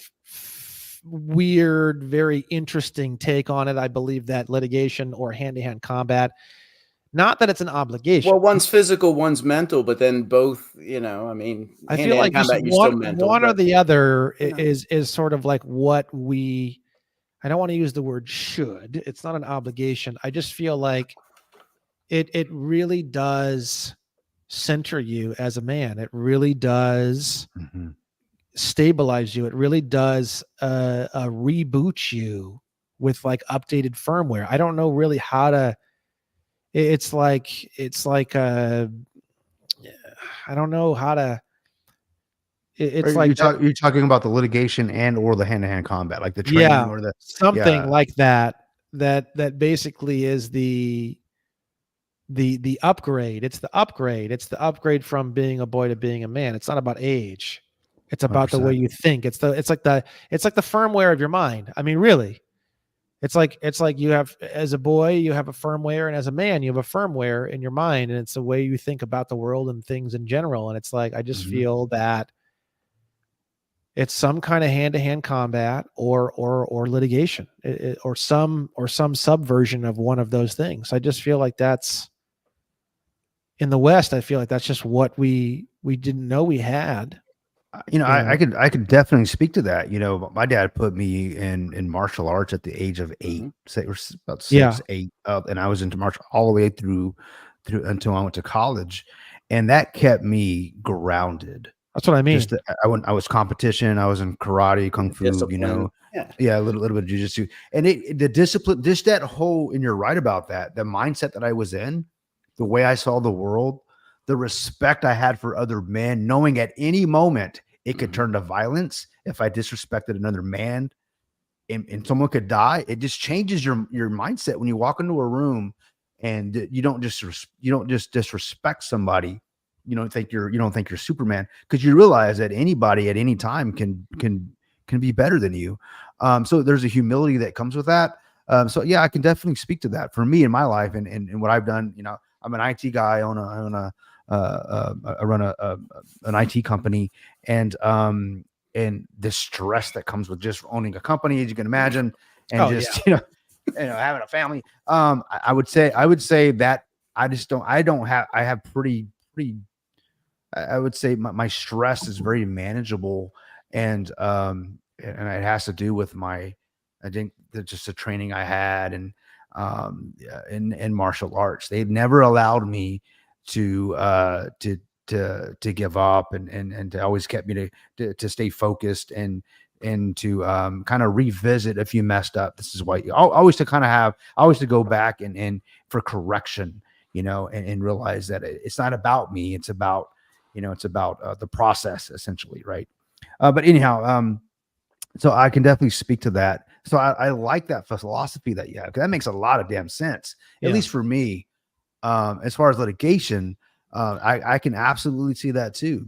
I love debate. I love bringing facts to a conversation, and especially as the older I've gotten, with the power of YouTube, I'm watching thousands of debates. It seems like thousands of hours of debates in the last few years because of the power of YouTube.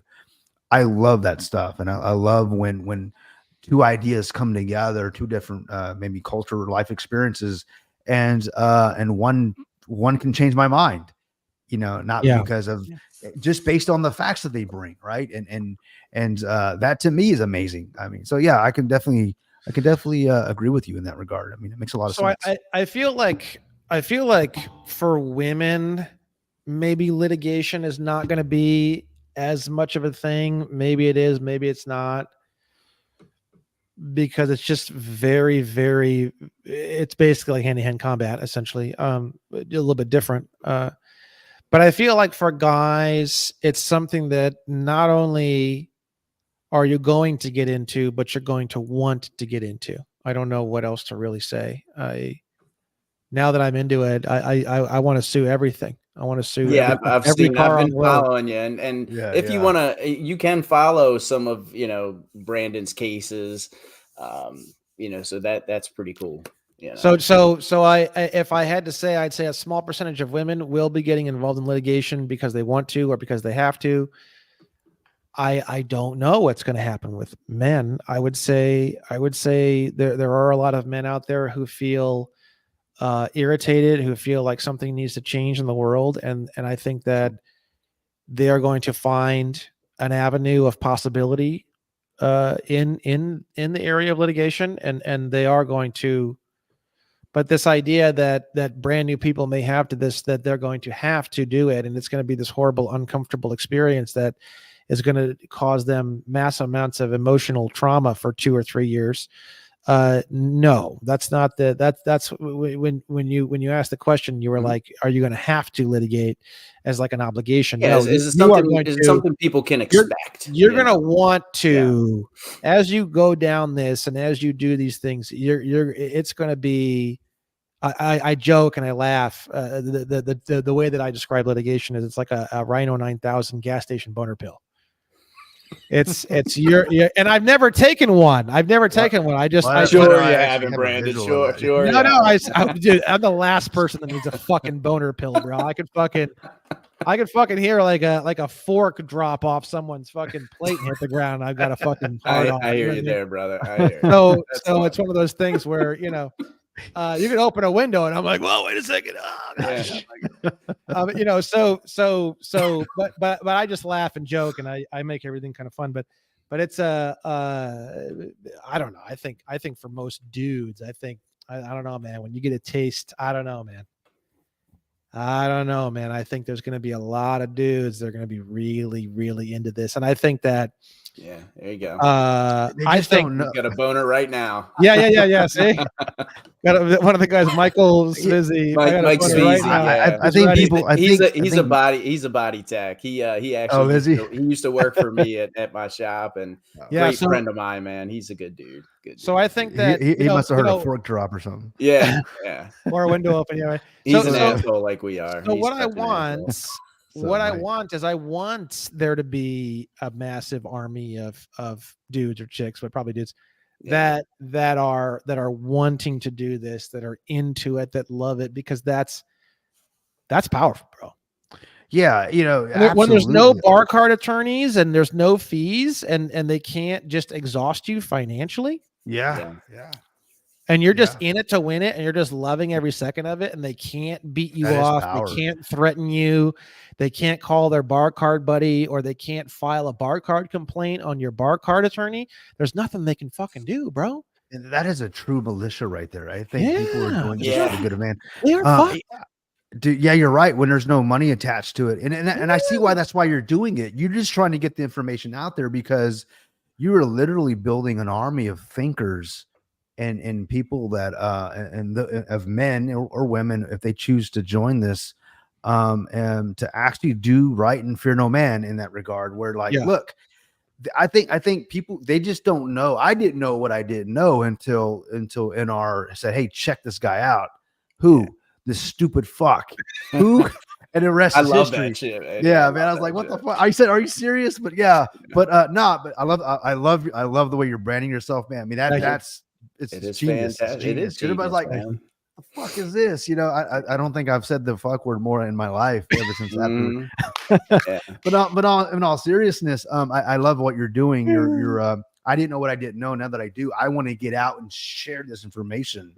With everybody, with no strings attached, other than you just need to know this because you need to know this. I feel like the women are like the educators. Like I work, like before I started doing litigation, I was mainly operating in like more of a feminine capacity in a way, because I was just a teacher and an educator, and I feel like that's more natural for like the feminine, right?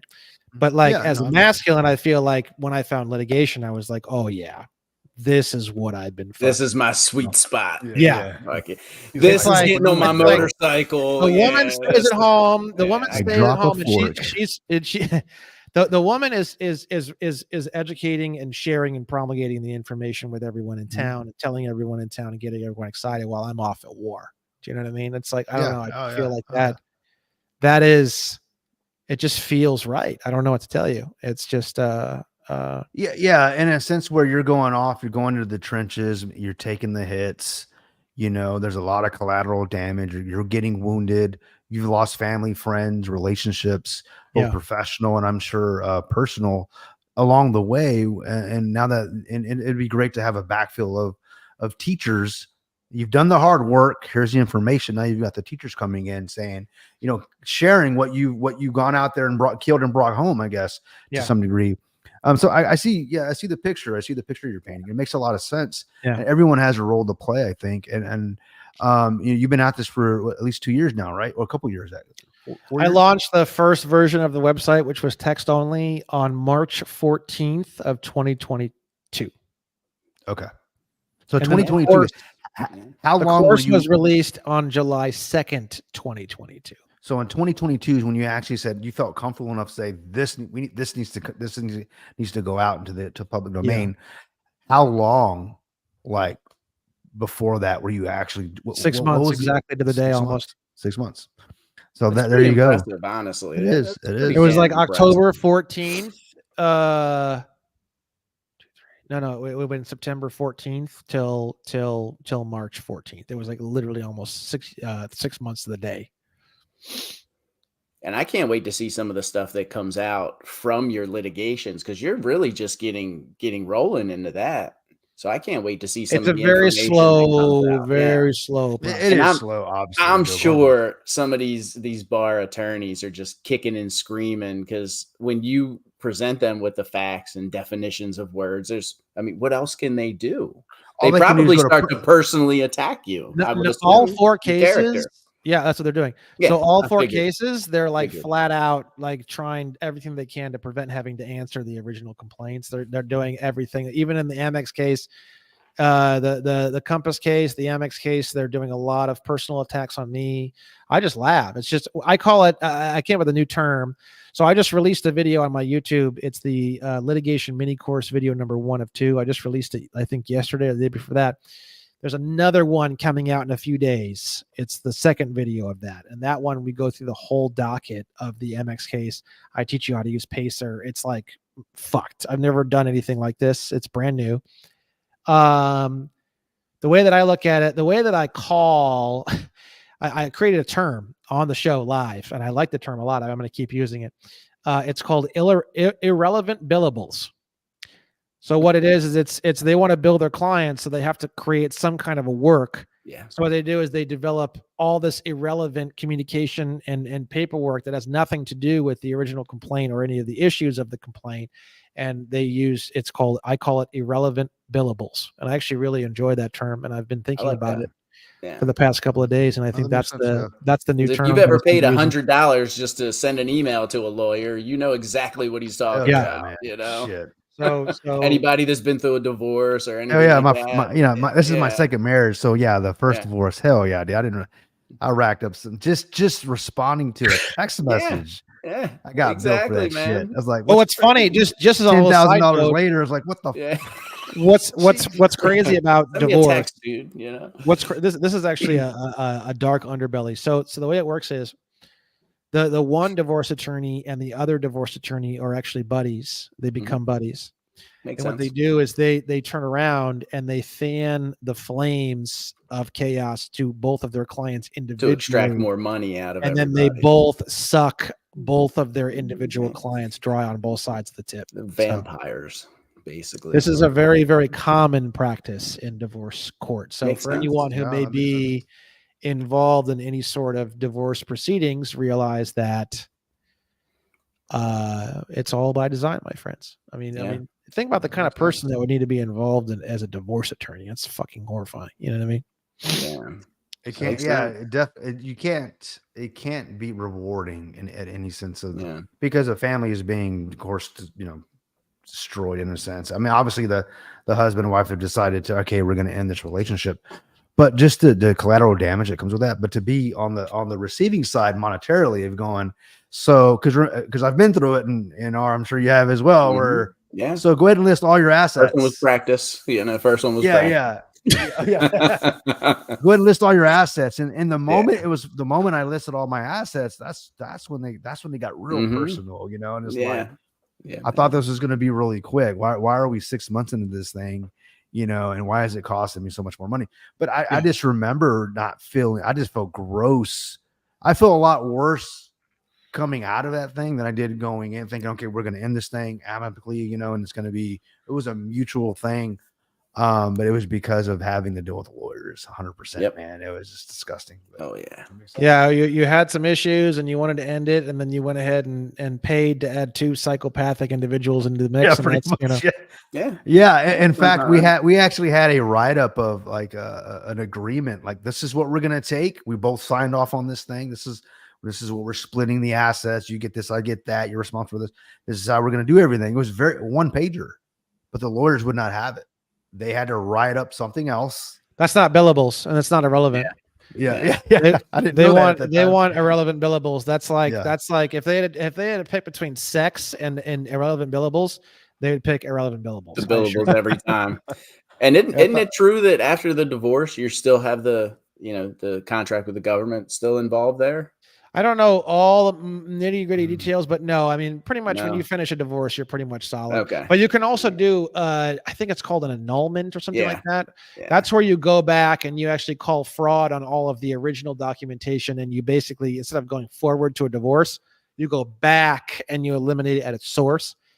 I don't know all the details about all of it, but I think annulment is the way I would go if I was in that situation. But I don't know. It's different for everyone. It's a delicate situation. For me, if I was involved in that situation, it would just be like, that's it. The marriage is over. I'm doing an annulment. I'm sending everything. And if you don't like it, you can fucking leave. But I know anyway. That's what I tried to do, but the lawyers wouldn't have it. Yeah. So it's funny. I know the lawyers hate your ass. I know they hate you.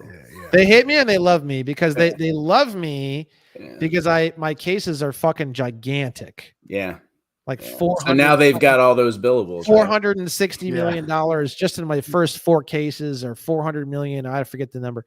Wow. So they love me, but they also hate me. It's a total love-hate relationship. Big time. Yeah, I could see that. Yeah. They're making money off of you, but they don't. They're making a lot of money off me, but they know there's no chance they're gonna get it.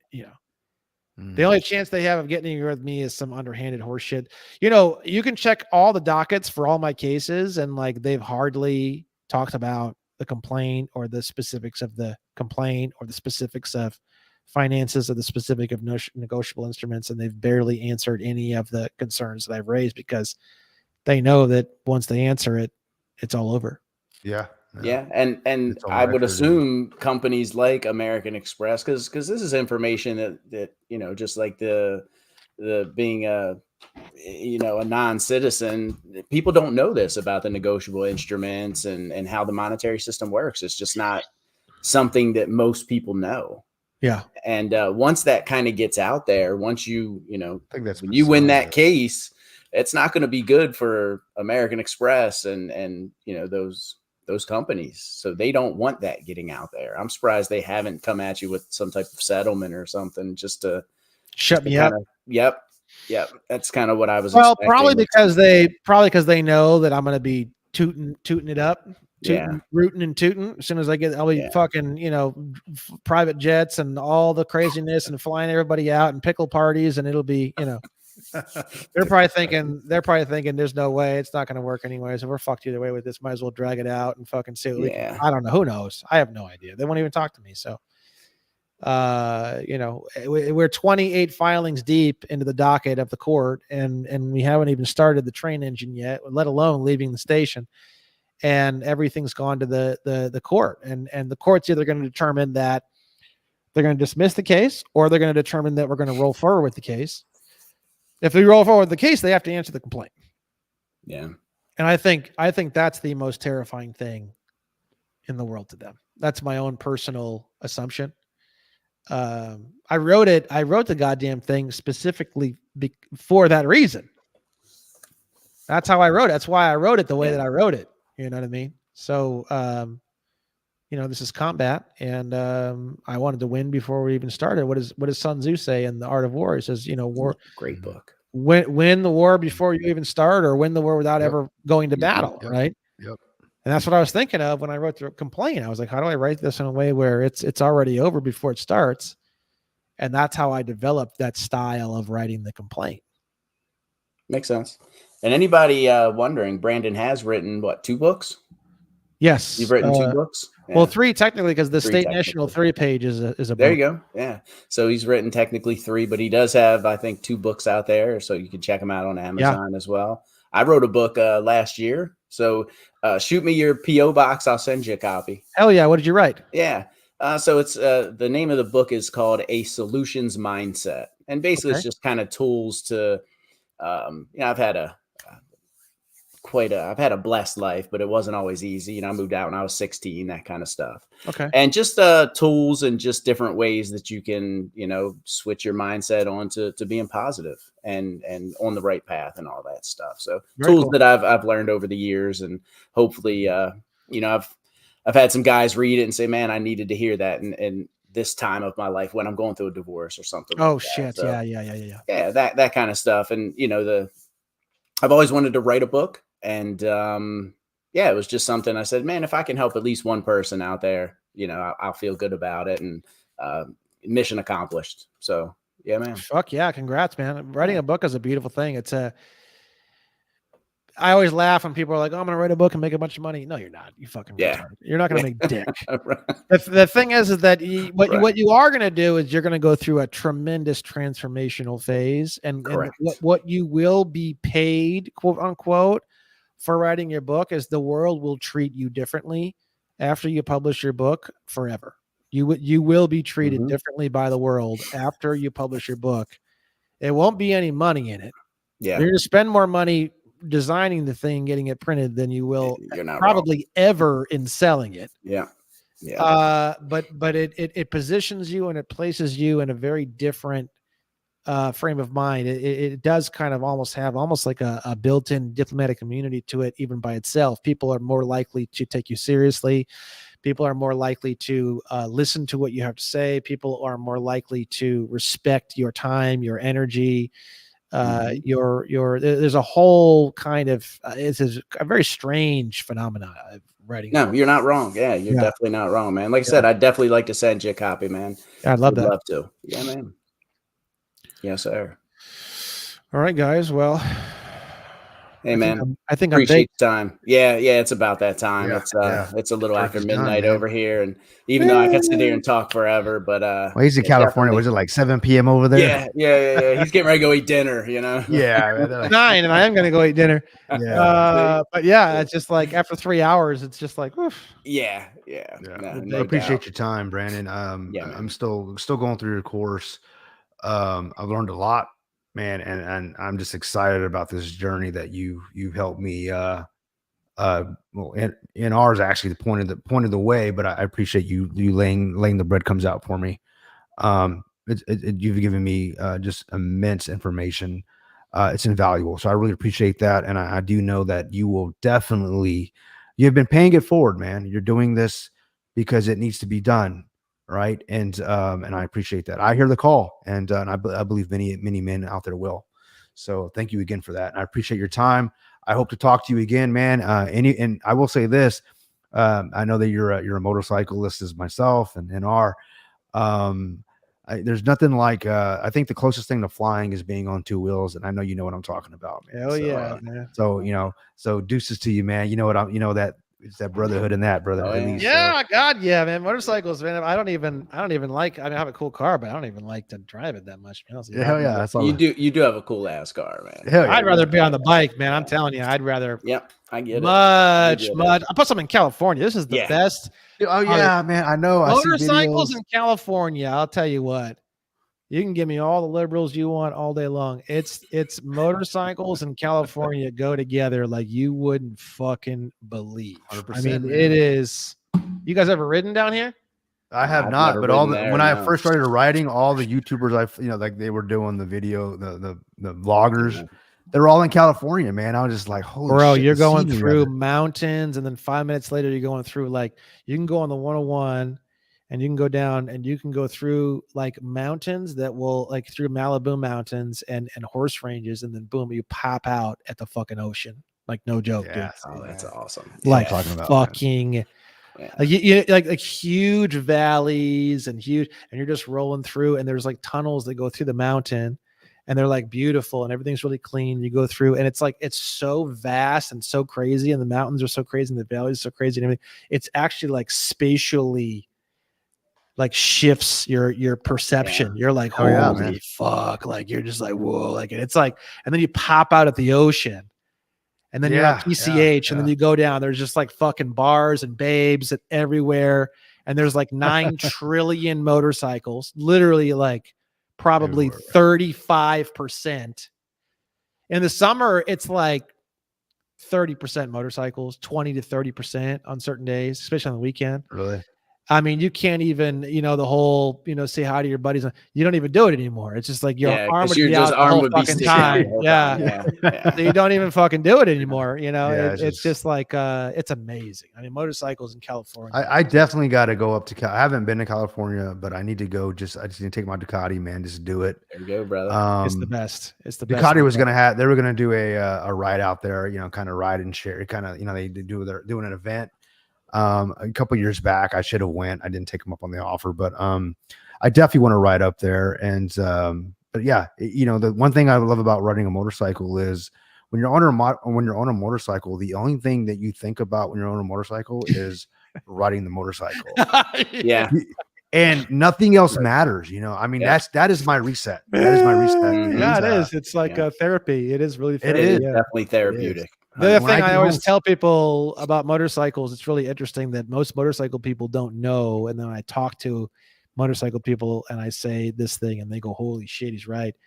So especially in California where you're lane splitting most of the time because the traffic's so bad, you are there's nothing in the world, in my opinion. It's a very feminine thing actually in a way too, which is really fascinating. But it's like the feminine skill translated into a masculine world. Of the sub communication of you are literally moving these cars and these people out of the way. You are commanding move. Yeah. You are reaching out and you're picking up this dude and he's on his phone and he's going to drift to the left and you already know it's going to happen before he even knows it's going to fucking happen. Hell yeah, man. Hell yeah. And you fucking make a little bit of room, and then he fucking sways, and you're like, you fucking idiot. And then you punch his side mirror off. Those videos are hilarious. I don't punch his side mirrors off. But those videos make me cry with laughter. But I'm just saying, you are in such communication. You know more about what the other guy's thinking than he even does, and that's fucking crazy. There's not a lot of things in the world. That's right. Where you are going. That motorcycling is above a human experience. It's on the spiritual plane. It is above the meat. It's man, not a meat you're thing. 1,000% right on that. Yeah. Mm-hmm. When you're in that zone, man, I'm a much better. I drive a car much more safer now because I'm a motorcyclist. Sure. I am because and you're right. I can literally foresee that car drifting, whatever. And you're right. I mean, obviously I'm not getting them out of the way. Like, hey man, move.